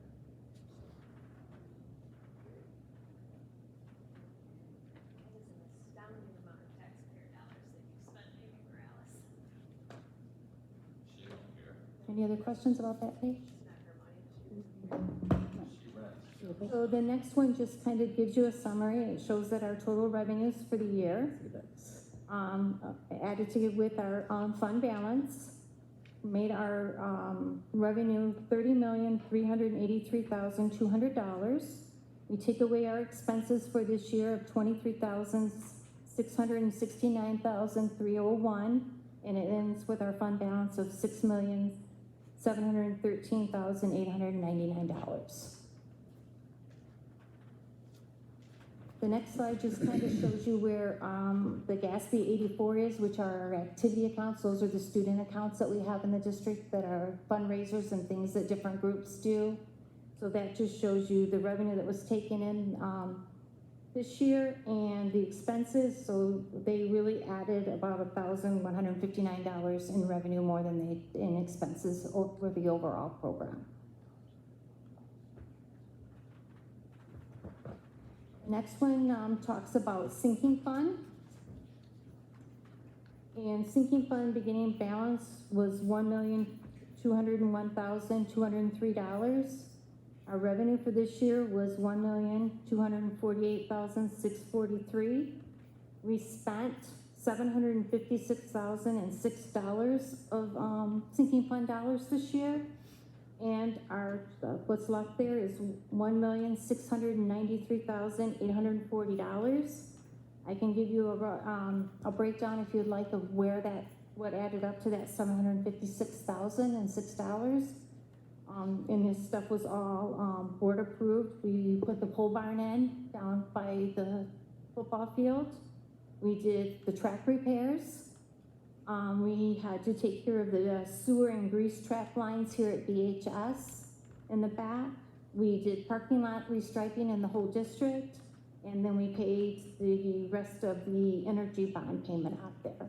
So that's where that $756,000 was. How much is the energy bond payment? The total is $956,347. Would you repeat that, please? $956,347.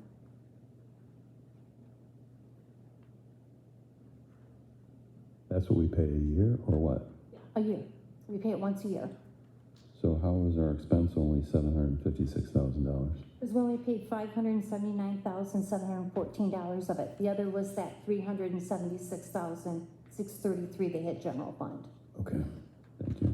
Uh-huh. So I guess my point is that if the sinking fund goes away, the district is still on the hook for that $756. The general fund will be responsible for the whole $956,347. Yes. And how many more years does it have to go? I think we have 17 more years, 18 more years. It was a 20-year bond. All right. Thank you. And the last page just is our food service department. And as you can see, their expenses stay pretty steady over the years. They do have $928,898 in their fund balance, but there is a plan that we're waiting for approval through the state because we cannot set with that kind of money in their fund balance. We have to invest it back into the program. So we did do a proposal to spend almost $500,000 of this into our food service area.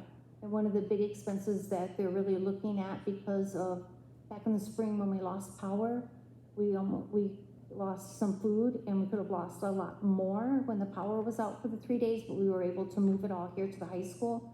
But one of their big things the food service department is wanting to do is they're wanting to get a generator. They want to get a couple of generators. So that's probably where the majority of that money will go, is to purchase generators. So we don't have to worry about that in the future.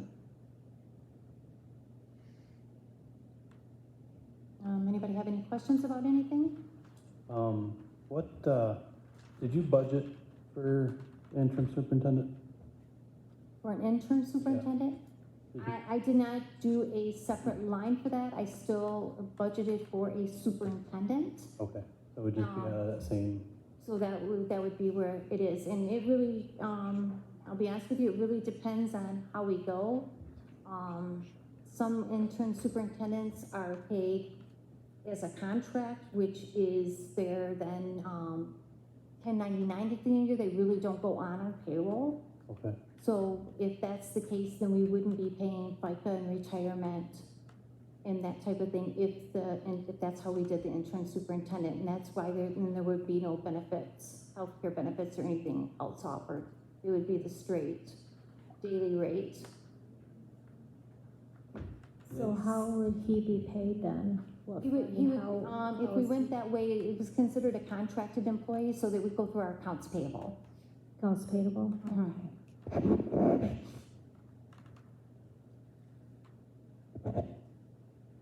Back to the lawyer fees. Do you know how much we spent this year, the board, as lawyers? As of today, we have spent about a little over $83,000 on legal fees. I did, in my budget, I did budget about $120,000 in legal fees. And the only reason I did that is because we just received a bill from Raymond's for their part. So that bill still has to be paid, and I think we still have 2 invoices coming from Schwartz. You know, how much was that though? The Raymond bill? That's the one that for our investigation. Yes, it was a little over $27,000. And the previous investigation was how much? I want to say, and I don't know that number really, I think it was a little over 16,000.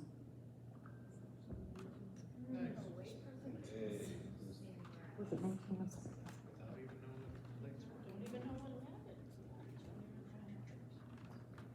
Thank you.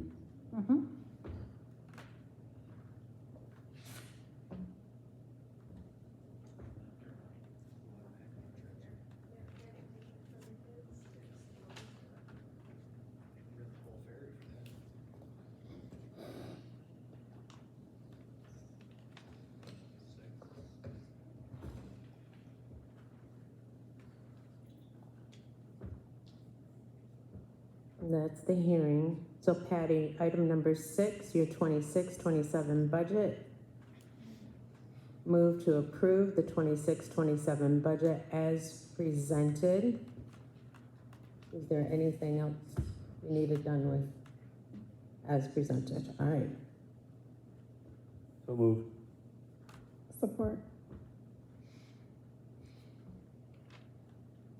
Sawaski motioned and Castillo supported as presented. Any other questions for Patty? I know we just went through the discussion. Hearing none, roll call.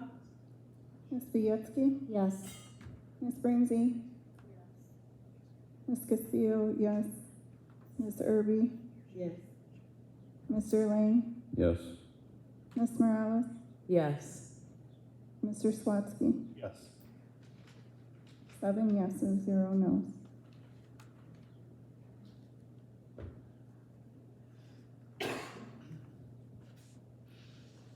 '26-27 budget is approved as presented.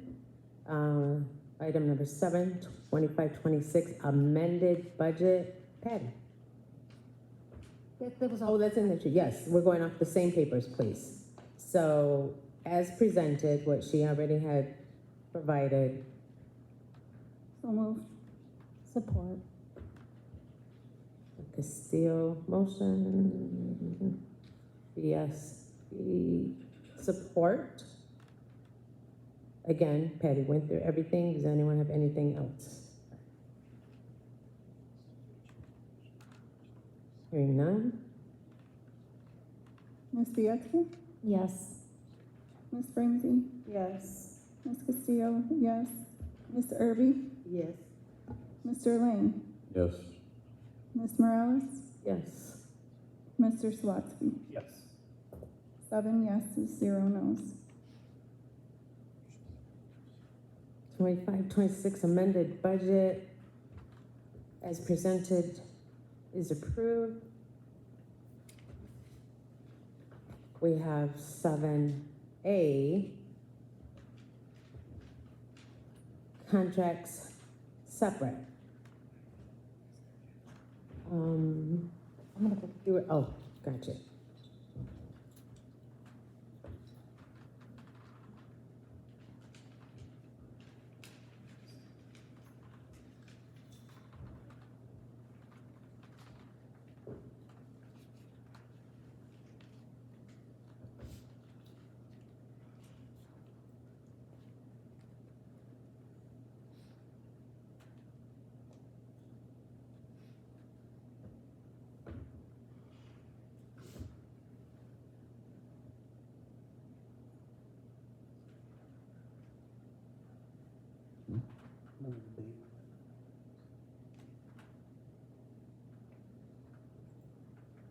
Oh. May. And then it was again in June.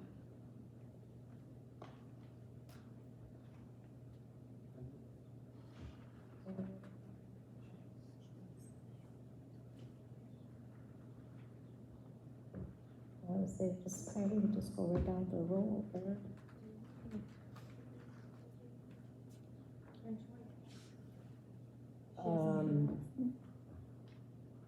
They're in the June 5th email. So they are in the email, June 7th.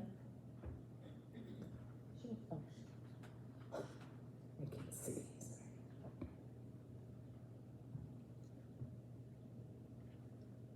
Can I see? So Patty, you said she wanted the hard copy. She said she couldn't find the email. So,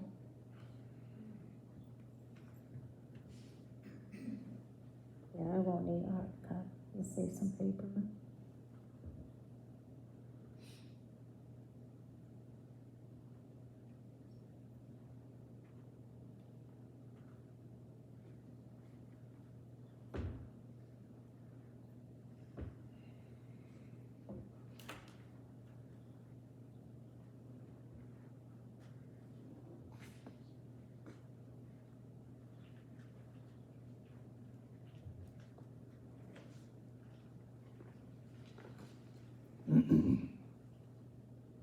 Oh, you said you needed the hard copy, Brentoya? Yeah. Yeah.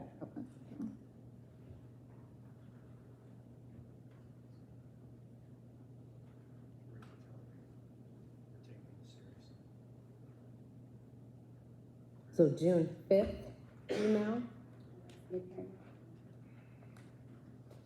June 7th. No, it'll be June 7th. is the one that I have. Yeah. I don't have anything for June 7th. I have June 5th.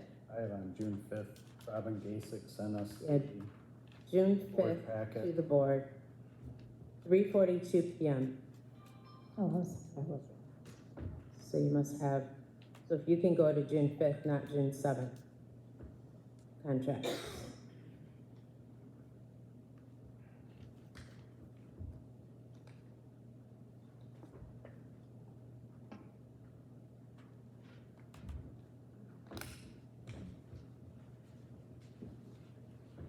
So Brentoya, since everyone is going off of the June 5th email in order, can I propose in order for you to your own? Or did you find the email? Oh, good.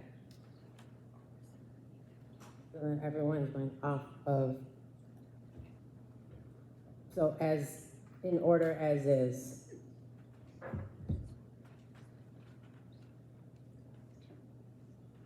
So motion to approve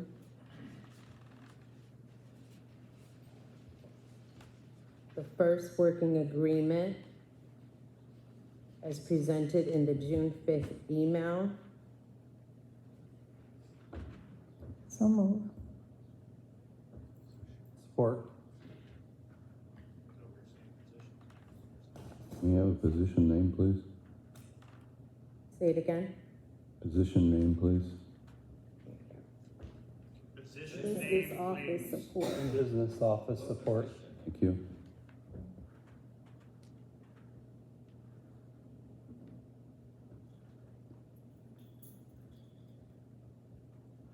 Make the motion. So Watsky made the motion. Let me do just. Made motion, he I supported. it. Tammy made the motion, so Watsky support. Thank you.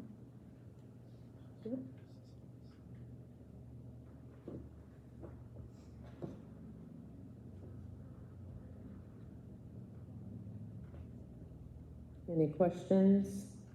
What happens if we don't approve these contracts? They don't have a job. This person, what about the position? Is that position, Well, we need the position, Right. you know, in the business office. You're approving both things. yeah, Okay. so that's what I'm asking. If we do not approve the contract, does that mean we don't approve that position as well? Mm-hmm. You can come back in July and make it out again. Make up. So we'd Person is have to out of come a back job. in July with the interim superintendent and go for it again. After 4 weeks with no money. We could do it, No big. They're just people. like Frontoya said, you mentioned you wanted to hold a special meeting, but right now, again, so it's the one is on the table. But they don't get paid for this month. They're not getting paid again. That's what I mean. That's what I mean. If They we, got paid their full contract for the 25-26 school year, so if Yeah. you don't approve them tonight, they're done. right, they're done. But if we, If it's not done before June 30th, end of day, Yes, you could have a special meeting. correct? Yeah, I mean, you'd have to have another special meeting either next Monday or Tuesday to approve them before July 1st, but I also have to have payroll done by noon on Monday, the 29th, with the ISD, so if I don't know on Monday by noon, then they won't get paid on July 3rd. So that one is, it's on the table, I mean, can we, Yeah, is there any questions for that specific one? Can we, have a roll call? Ms. Bietsky? Yes. Ms. Brimsey? Yes. Ms. Castillo? Yes. Ms. Irby? Yes. Mr. Lang? Yes. Ms. Morales? Yes. Mr. Swatsky? yes. 7 yeses, 0 noes.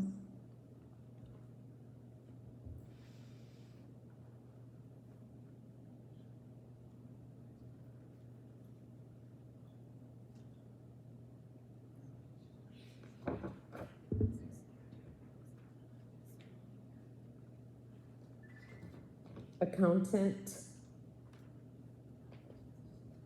hourly,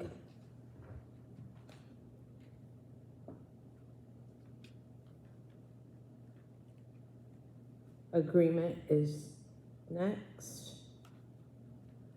So move. Support.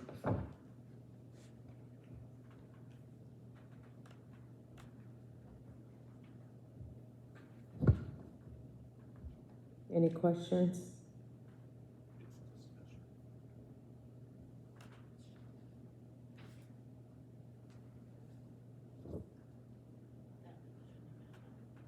When you're ready.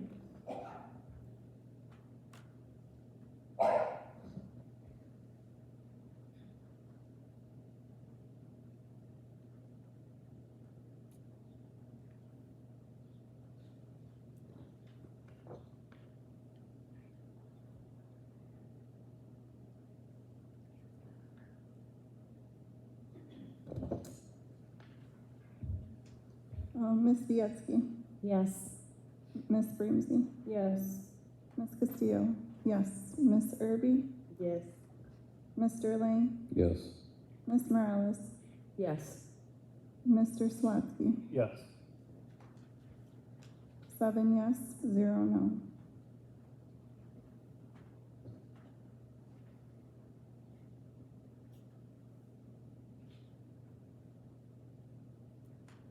A working agreement is on the table for executive assistant for HR. Keep in mind, and Patty, you stated if this passed, that name has the contract.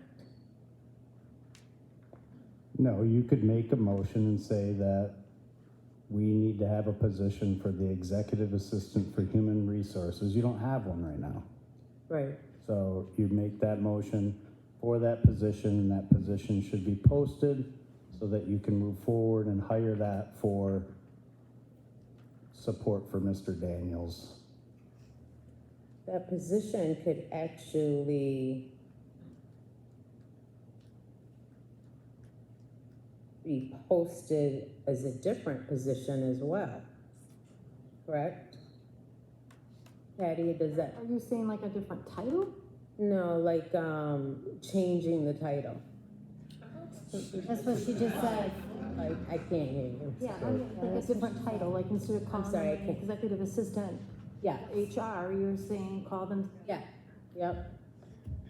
Okay. yeah? So, I I think you'd mean, want to work with your superintendent on that. Exactly, we would want to work with the Person that superintendent does- for that.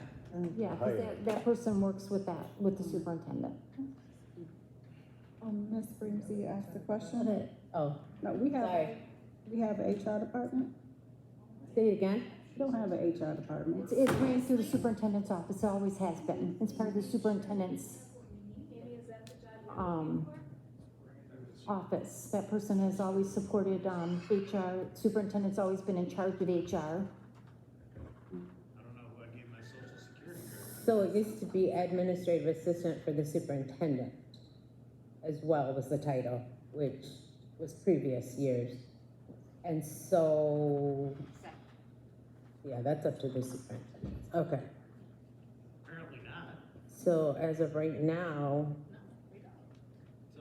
It's the position. So the motion is for us to move forward on hiring an executive assistant, well, the superintendent to hire an executive assistant, right? Post for it. that's okay, yeah. All right, so motion on the table is to, Make a post. for a working agreement for an executive assistant for superintendent.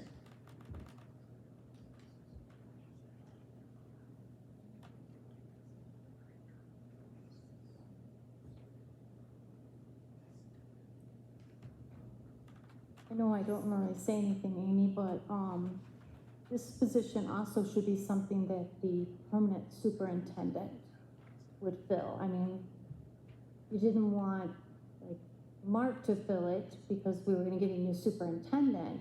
I don't see where you'd want an interim to fill that position when you're gonna be hiring a superintendent. So I would say that position would be something that the permanent superintendent would. Leave it open till we fill the position.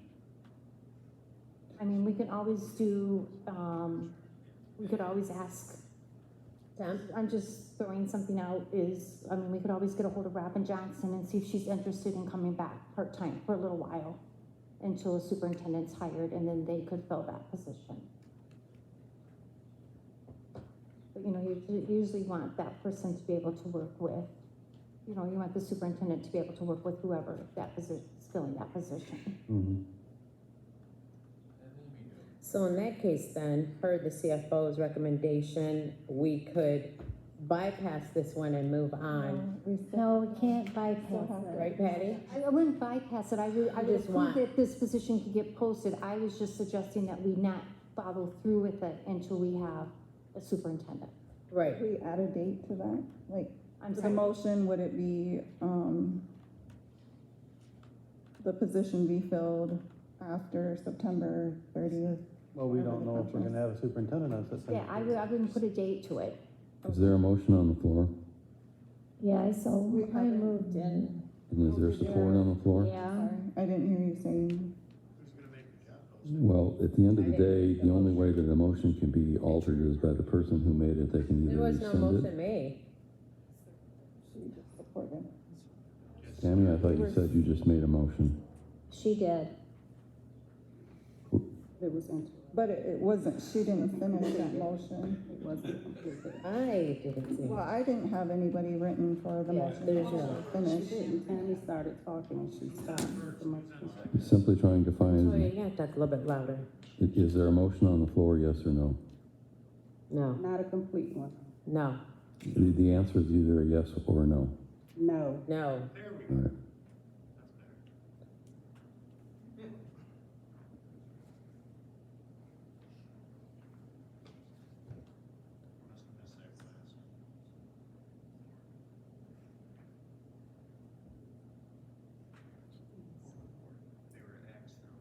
So we would make I would enter a motion to post, but not fill currently, the executive assistant during the time we have a permanent superintendent. Is that? So your motion is to post for an executive assistant after a permanent superintendent is placed. So moved. Support. So my question is how do you fill during the interim? That's what she was saying. She was, possibly hiring somebody part-time. So at this time, it wouldn't Well, be she filled. said to see if Robin will come back and just tell her work part-time until then. With the That would prudence, that would be Patty. Because the interim's gonna need support. Right. Yeah, you So could, that's why you said we could get, maybe see if Patty will come back part-time. I think it would be all right to provide a directive, which I got lots of them. Provide a directive on July 1st to Mr. Daniels on, he can have somebody, but it's not a permanent position. And it will be a directive to him to let that person know. You're not gonna be here if the new hire comes in and says, I really don't prefer to have you. If that person happens to be Robin Johnson, wants to come back, maybe it'll be Jill Arndt, we don't know. But it could be somebody. And so, you looked interested, I'm sorry. So, just making sure you're awake, Joe. that would be your directive. That would ensure that Mr. Sawatsky's concerns for the superintendent incoming eventually would have a person of their choosing. Okay.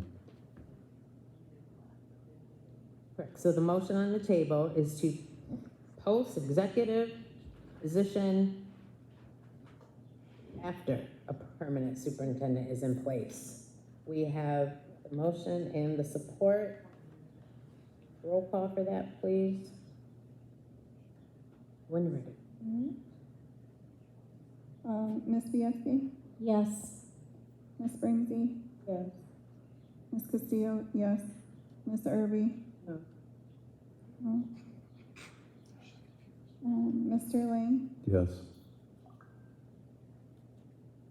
Ms. Morales?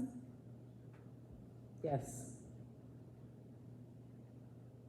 And Mr. Swatsky? Yes.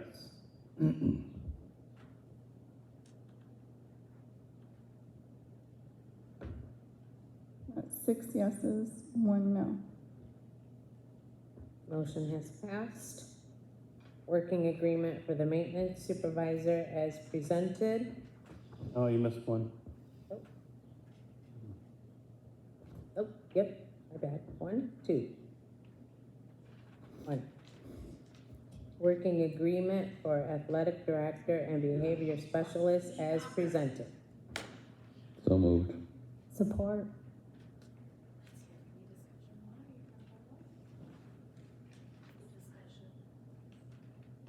As presented, I think that this should be separated. What? Discussion. It should be either or Either or what? What are you?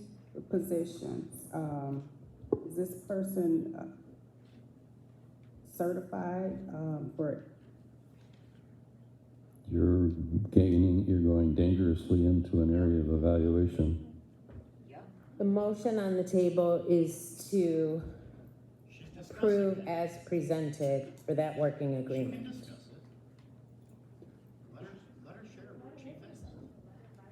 as presented? Mr. Whelton, it's my understanding that there was a Merck decision on this particular position with the BEA that went to that level. That's correct. In 2018, if I remember correctly, correct? Yes, sir.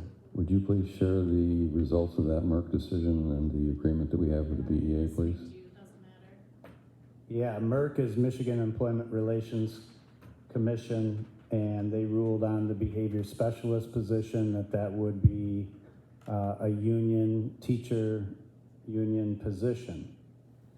In that ruling, the agreement was reached that we would have a red line for this particular person would not have a teaching certification, as well as our other behavior specialists that have been in those positions and have done stellar jobs. No argument can be made on that. And separating those two then would open up that position would be a teacher certified position. Now, if you can't find a teacher for any other position, which you got a bunch of math positions, we got to find teachers, special ed positions. The problem that becomes the biggest issue is, would you hire a behavior specialist over putting a certified teacher into a classroom? That's something to wrestle with, because you got parents out here that would probably prefer a certified teacher in the classroom. So currently, we are in alignment with the BEA as well as the Merck agreement with this individual.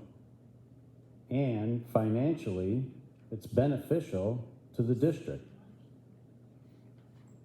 If you're going down a pathway of evaluating this individual on 2 different positions that they hold, by all means, you can do that.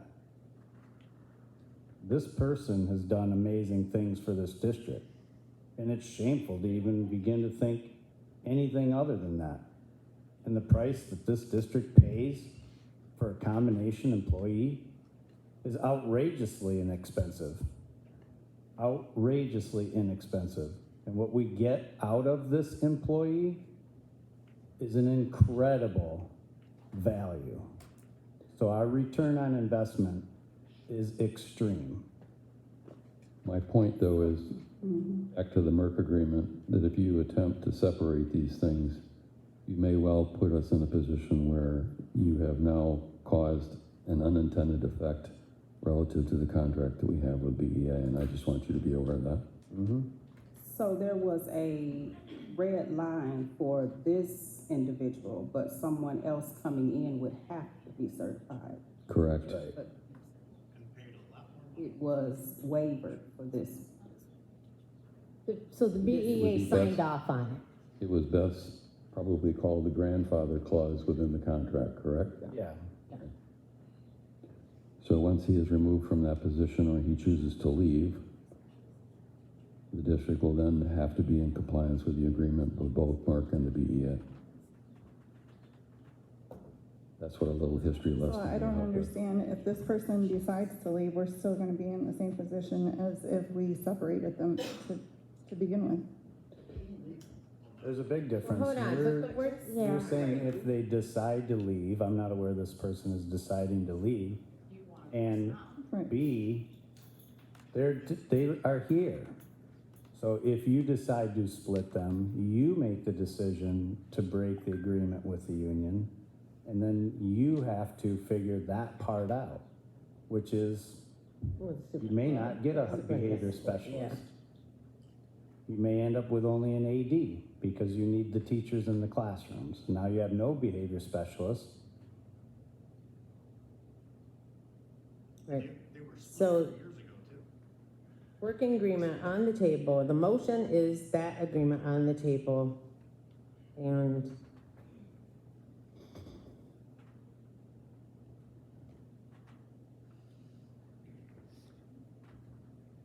Call the question. Looking at what the top says, that first sentence. Am I allowed to read it?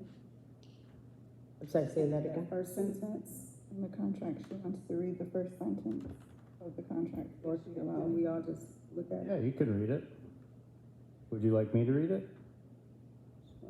No, you want to read that to the board?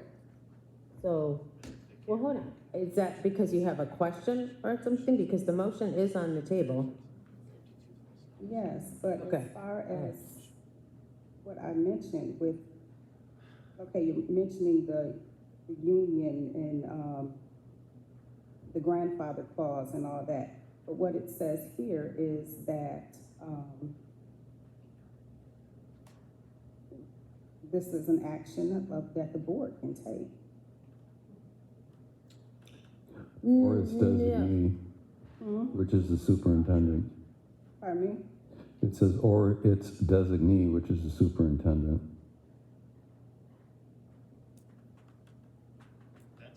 They're not saying you can't, they're just saying that they believe we shouldn't. All the contracts read the same in that space. You're now trying to delineate one individual out of the group. All job descriptions read the same.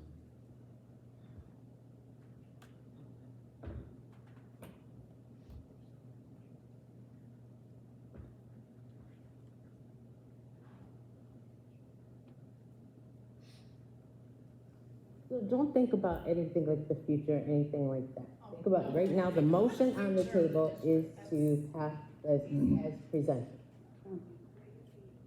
I mean, you have different questions, but you can't really just do, let's step away from, looking at any of those type of things, like, don't go into the weeds, I guess you would say. Just right now, the motion is, just like the other ones, the working agreement, and they all have that. They all have that, it's at will. Patty, what would we pay roughly just a behavioral specialist? Round numbers. Just that person. Well, if we go back to if we were to do something new, we'd have to go to the BEA contract and see where they fall on the pay scale, and that's what we would have to offer them. Okay. Depending on their degree and years of experience, it would see how they fell on the pay scale. Right. Would this You be don't a- have one, you don't have one. If you have one, it goes to BEA. Athletic director goes through non-unit. That's right. But in this particular case, would not teachers have a right to bid on that job as a Yeah, part I of the see where posting? Toya's saying, you do want to think about our future, Right, ma'am? and you had good questions there. Any teacher could Toya. apply for that job. It's just that question but- can't be answered. The way we should vote on is for the way that it is and here now. Because this is the best route to go.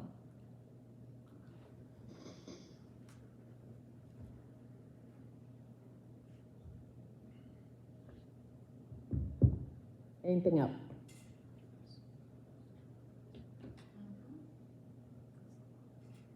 Working agreement on the table as presented. That position's going to disappear, so Go ahead, roll call, please. Ms. Bietsky? Yes. position.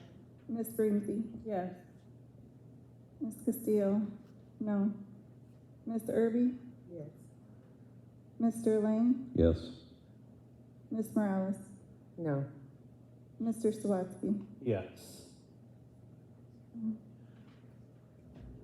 5 yes, 2 no. Working agreement passed. Next working agreement is the maintenance supervisor, working agreement as presented. So moved. Any questions? Oh, thank you. Support. So Lane and PS. Any questions or on the maintenance supervisor?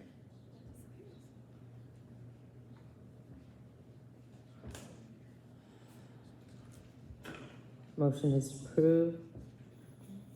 Working agreement as presented. Roll call when you're ready, please. Ms. Bietsky? Yes. Ms. Brimsey? Yes. Ms. Castillo? Yes. Mr. Irby? Yes. Mr. Lang? Yes. Ms. Morales? Yes. Mr. Swatsky? Yes.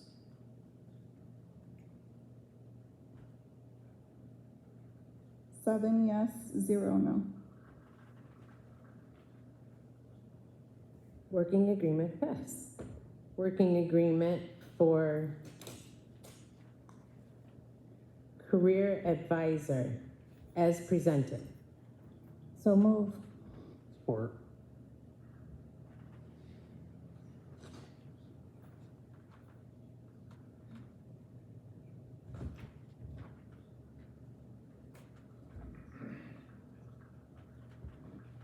Any questions?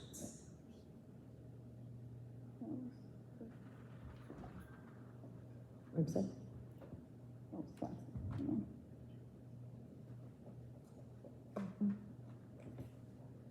Yeah, no, I got it. Thank you. Hearing none, roll call when you're ready.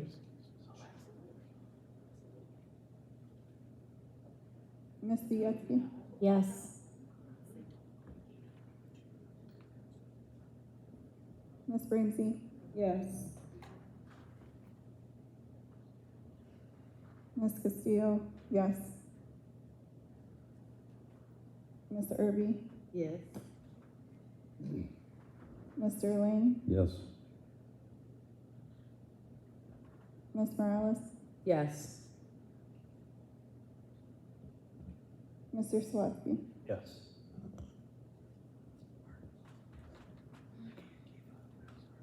Seven yes, 0 no. Working agreement passed. Next working agreement, Director of State and Federal Programs as presented. So moved. Support.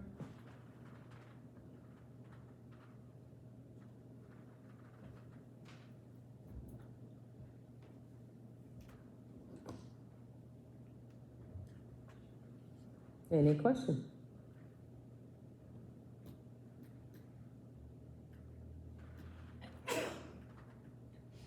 Bless you. Hearing none, when ready, roll call please. Ms. Bietsky? Yes. Ms. Brimsey? Yes. Ms. Castillo? Yes. Ms. Irby? Yes. Mr. Lang? Yes.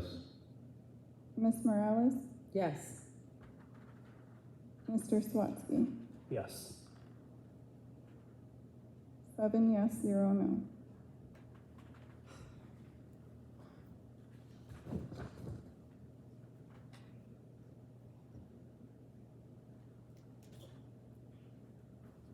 Working agreements passed. Ms. Bremsey, there's one more in there that I didn't see in the email. scan, but you have one additional one in there that is our special education secretary. Yes,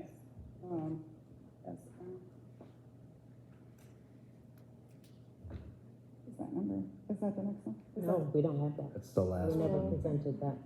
That's the 8th person. That's the eighth person. That's why you guys are saying there was 8.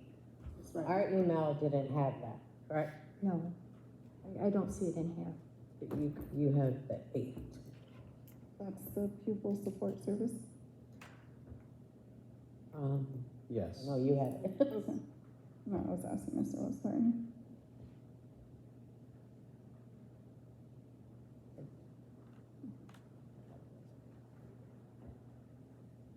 Oh, sorry. Does anyone need to see the contract? The service is pupil support services. It was not presented to the whole board, but working agreement for that? We get a. Do you want to pass that down? Should we Oh, have it? yes, you can see it.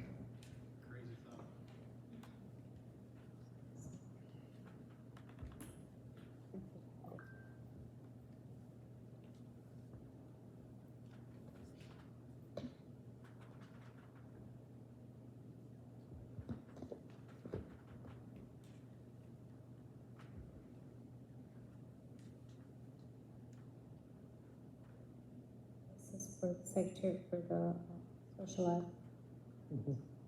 It's my opinion. Bob, did you, sorry.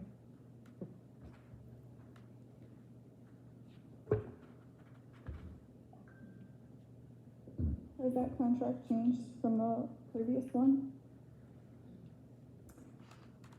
I haven't looked at it in. It used to be a salary position at one time.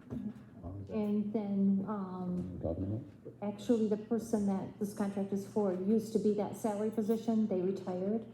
And then we hired someone else. They resigned, and this person agreed to come back at an hourly rate to do that job. I move that we support the pupil support services contract. Support. Okay, thank you. Mm-hmm.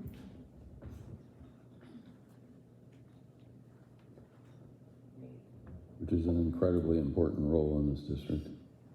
That was it. Can we get that back to Patty? Any questions on that? I'm ready. Okay. Ms. Bietsky? Yes. Ms. Springsteen? Yes. Ms. Castillo? Yes. Ms. Irby? Yes. Mr. Lane? Yes. Ms. Morales? Yes. Mr. Sawatsky? Yes. 7 yes, 0 no.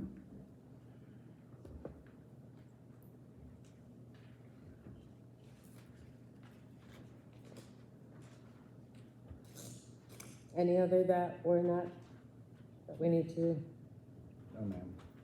we're not presented though? Okay. So that is the 8.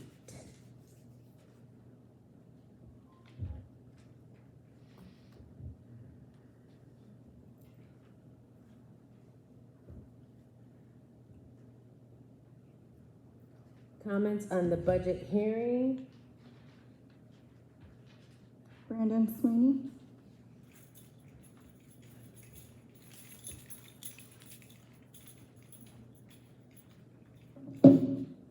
Okay, so I had something prepared, but I kind of changed my mind about what I want to talk about. I want to clear up a couple things because,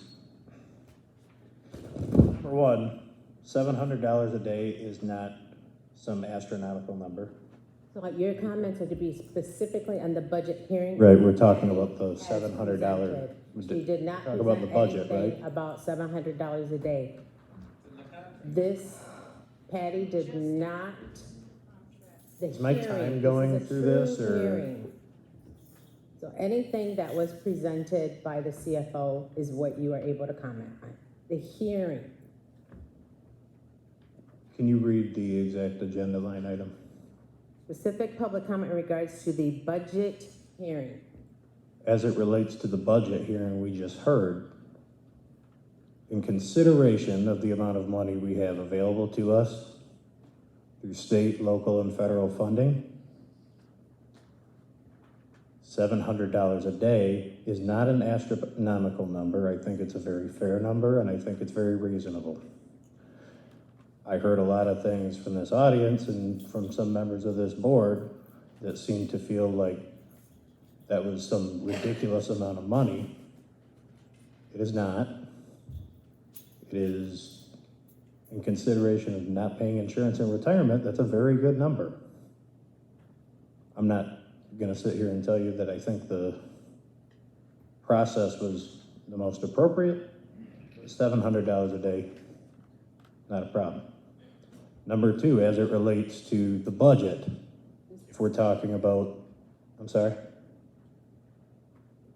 Oh. I'm sorry? Oh, I thought she had a question or something. So, as it relates to the budget, I don't feel that there's anybody up here that accurately represented what that Merck agreement says. The agreement that's been reaffirmed 3 times through MOUs and letters of agreement is very simple. If and when that position is vacated, whether that person leaves, whether they're terminated, whatever it is, or even moved to a new position, that position reverts to a union position. So financially, you're talking about not paying somebody $15,000 to $20,000 as a stipend. You're talking about paying somebody benefits included, on the low end, $90,000. Benefits included, not salary, not just salary, benefits included, all inclusive. We're talking about $90,000. I just want to make sure everybody's on the same page, because I don't think anybody accurately represented it. And by the way, that was in cooperation with the superintendent, who had the right all sides recognized this is the right person for that role. But we want to keep that person in that role. So the union concedes, says, okay, yeah, that's a good person, but we're not going to concede that that's not our position ever again. You understand? Mm-hmm. So I just want to clear that up. So thank you for your time. Thank you. Superintendent comment. Thank you, Ms. Morales. Board of Education, staff, students, families, and members of the Bridgeport community. Tonight is not just another board meeting for me, it is my final opportunity to speak in this role before my time as superintendent concludes on June 30th. And while there are many things I could say, I want my final message to be focused on what matters most: gratitude, pride, and the story of what this district has accomplished together. When people look at a school district from the outside, they often see numbers first. They see fund balance, test scores, graduation rates, buildings, enrollment, budgets, audits, and reports. Those things matter, and in Bridgeport, some of them tell a very powerful story. But the real story of a school district is always the people. It is the teacher who stays late. It is the custodian who makes sure a building is ready before anyone else arrives. It is the bus driver who is the first school face a child sees in the morning. It is the kitchen worker who knows which student needs an extra smile or a snack. It is the secretary who keeps a building calm. It is the paraprofessional who helps a student believe, I can do this. It is the coach, counselor, administrator, mechanic, crossing guard, volunteer, parent, grandparent, and student who keeps showing up. When I first arrived here in 2015, Bridgeport was in a terrible mess. The district had a huge deficit. Staff was on perennial pay freezes. Morale was at its lowest. The board and community were in turmoil. Ironically, that last part is what Amy Morales, Board President, Brimtoya Bremsey, Vice President, Carmen Castillo, Secretary, and Lucy Irby, Treasurer, have revived. The return of chaos and corruption, hidden agendas, and no transparency. Bridgeport was known for failure and would likely have become just like its neighbor to the north, Buena Vista, had it not turned around with the help of the whole district. Along with the staff at Bridgeport High School in 2015, we turned the school around in a matter of months.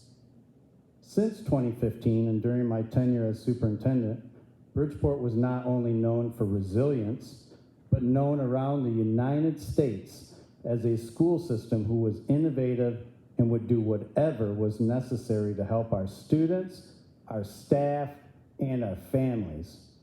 Since 2018, Bridgeport has been writing a new story, a story of no barriers, just possibilities that faced financial pressure, academic pressure, state-level attention, public scrutiny, student transitions, and the everyday challenges that come with serving a community that deserves far more recognition than it often receives.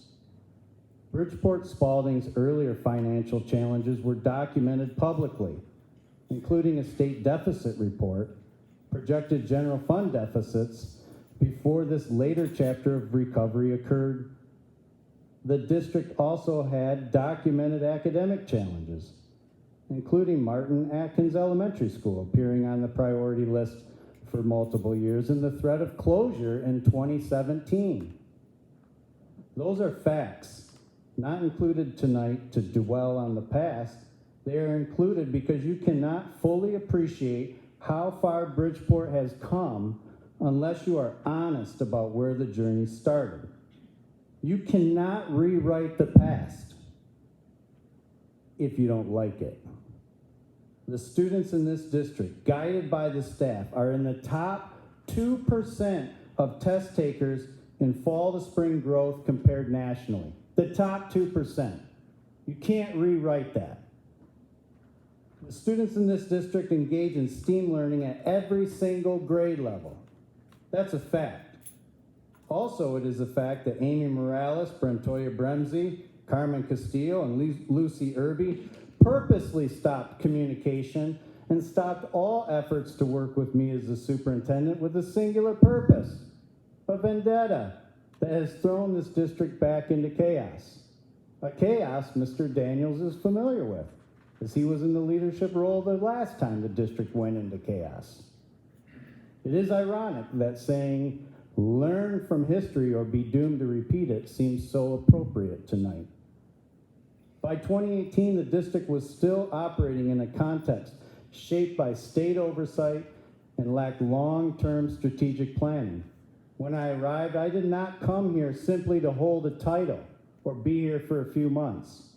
I came here to help stabilize systems, strengthen trust, improve operations, support students, and build something that could last well beyond one person. And the truth is, none of that work could ever be done by one superintendent. It took staff, it took students, it took families, it took community, it took people who cared enough to keep pushing even when the work was hard. It took a board who did not want to repeat the history the district had written. Bridgeport moved from a massive operating deficit to a stable multi-million-dollar fund balance through long-term planning, strategic resource allocation, all while continuing to prioritize the students first. This was not just a number. It represents stability, planning, discipline, and a district that became better positioned for the future, because that's what we care about, actually, right? The future. It happens when decisions are made carefully. It does not happen by accident. When resources are aligned to priorities and when people understand that every dollar in a school district should ultimately serve children. But finances are only one piece of the story. Since 2018, Bridgeport has also continued to build pride in its schools, its students, and its community. The district is a visible public example of the kind of student-centered work that connects schools, food services, mental health programs, and our community. That matters because education is not only what happens in a classroom, it is also making sure students are fed, safe, known, supported, transported, encouraged, and given opportunities to see themselves as capable. To the teachers, thank you. You are the heart of this district. You have taught through changing standards, changing assessments, changing expectations, a pandemic, staffing shortages, social pressures, and challenges that most people will never fully understand. You have carried lessons, emotions, student needs, parent concerns, paperwork, professional development, and your own families all at the same time. I hope you never forget that the most important work in this district happens when a student walks into your room and feels that someone believes in them. To our paraprofessionals and aides, interventionists, counselors, social workers, secretaries, office, and support staff, thank you. You are often the people who see things that everyone else miss. You bring calm to the moment before it becomes a crisis. You help students find their schedule, their backpack, their confidence, and their voice, and sometimes even their way back to class. You make the system human. To our custodians and maintenance staff, thank you. You are the quiet backbone of school life. When everyone leaves, you are still working. When others arrive, the building is ready because of you. You clean up after celebrations, storms, lunches, games, concerts, emergencies, and just a regular old school day. You do work that is too often invisible, but it is never unimportant. Our bus drivers and transportation, thank you. You do far more than drive a route. You manage safety, weather, traffic, behavior, timing, and trust. And most recently, tornado weather. You are the first hello and often the last goodbye of a child's school day. Families trust you with what matters most to them, and that trust is sacred. Trust is important, isn't it? To our kitchen and food service team, thank you. You feed children, but you also notice children. You know who needs kindness, who needs routine, who needs encouragement, and who may need someone quietly to pay attention to them. The work you do supports learning because hungry students cannot do their best. Your care reaches farther than you may ever know. To my administration team and the leadership team in the central office, thank you. Leadership in schools is not easy. It's not easy here. You stand between expectations and reality every day. You support staff, respond to families, manage emergencies, analyze data, attend meetings, solve problems, and carry the emotional weight of decisions that affect real people. Real people. Thank you for continuing to lead even when leadership was complicated. I know we don't have any students here, but thank you for filming. To our students, thank you. You are the reason any of this matters and why it's so personal to me. You have made me laugh, challenged me, inspired me, worried me, impressed me, and reminded me why public education is worth fighting for. You remind me why quitting was never an option, My hope for you is that you understand how much potential you have. Do not let anyone define Bridgeport for you in a negative way. You are Bearcats. Your dreams, your talents, your friendships, your creativity, your resilience, and your future are the real, actual measure of this district. To our families, you trusted us with your children. You partnered with us during good days and hard days. You attended conferences, answered phone calls, supported teams, came to concerts, asked questions, advocated, volunteered, and kept believing that the school and the home are strongest when they work together. We did not always get everything perfect, but to the families, I hope you always knew that the goal was to serve your children well. To the Bridgeport community, a school district reflects the community around it. And this community has heart. It's why I wanted to be here.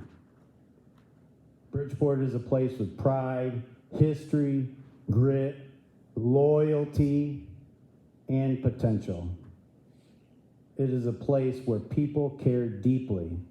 It is a place that deserves to be spoken about with respect. It is a place that should never be reduced to a challenge, a statistic, headline, or relegated to repeat its own history. As I look back, I am proud that Bridgeport did not quit on itself. I am proud that the district became more financially stable. I am proud that we worked to build systems, improve communication, support students, improve our facilities, and make decisions with the future in mind. I'm proud of all the people who gave their energy to this work long before I arrived, during my time here, and who will continue after I leave. I also want to say this clearly. The good things that happen in Bridgeport belong to many, many people. No superintendent, no board member, no administrator, and no single employee owns the success of a school district. The credit belongs to the collective. It belongs to the people who did the work every day, often without any applause. It belongs to the staff who stayed committed. It belongs to the students who kept growing. It belongs to the families who kept believing. It belongs to a community that shows up. There's a phrase I have thought about often: leave it better than you found it. I believe that, and in some meaningful ways, I have done that, I hope. I believe the systems are stronger. I believe the finances are more stable. I believe the expectations are clear. I believe the collective belief in student success is louder than ever. I know the pride in Bridgeport was easy to see. And I hope the next chapter continues to build on the best of what has been started. To say I'm worried is an understatement. My time here is ending, but my respect for the people of this district will remain. I will carry with me the faces of students, the commitment of staff, the resilience of families, and the belief that Bridgeport is capable of great things. I leave with gratitude for the opportunity to have served here. I leave with pride in what we accomplished together. And I leave with hope for what this district can still become.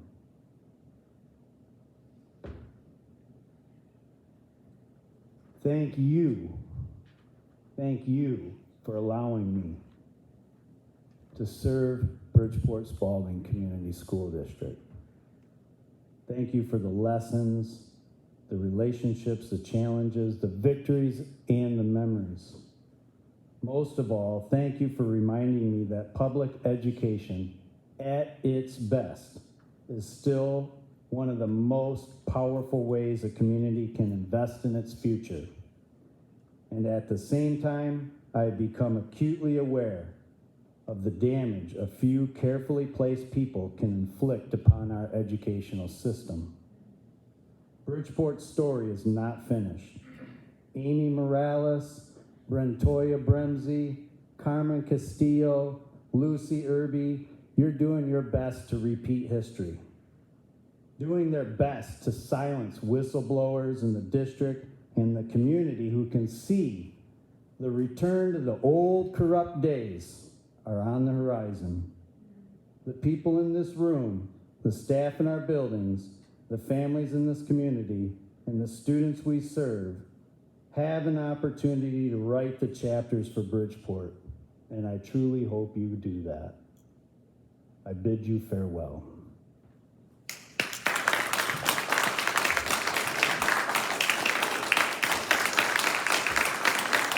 Thank you, Mark.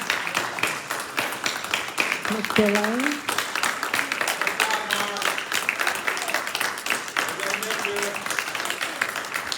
No comment. Mr. Pulaski? Nothing. Mary? Yeah, Mark, you're gonna be missed by the best of us. Thank you. Thank you for your service here for Bridgeport. You will be missed. Mr. Daniel, is he still here? There you are. I just want to say welcome, and I guess you will be sitting at our next board meeting. Brentoya?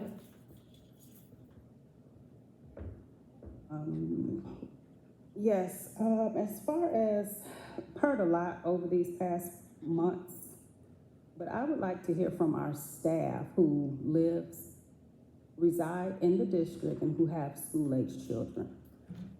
My question is, does your your children attend Bridgeport schools? Are we gonna start talking about Okay. our kids? And That's what you want? there's been a loud rallying cry, but this district has been stagnant at the lower 5% of the state for a while. But you don't hear any concern or rallying cries in that regard. Stand with us every day. I just feel that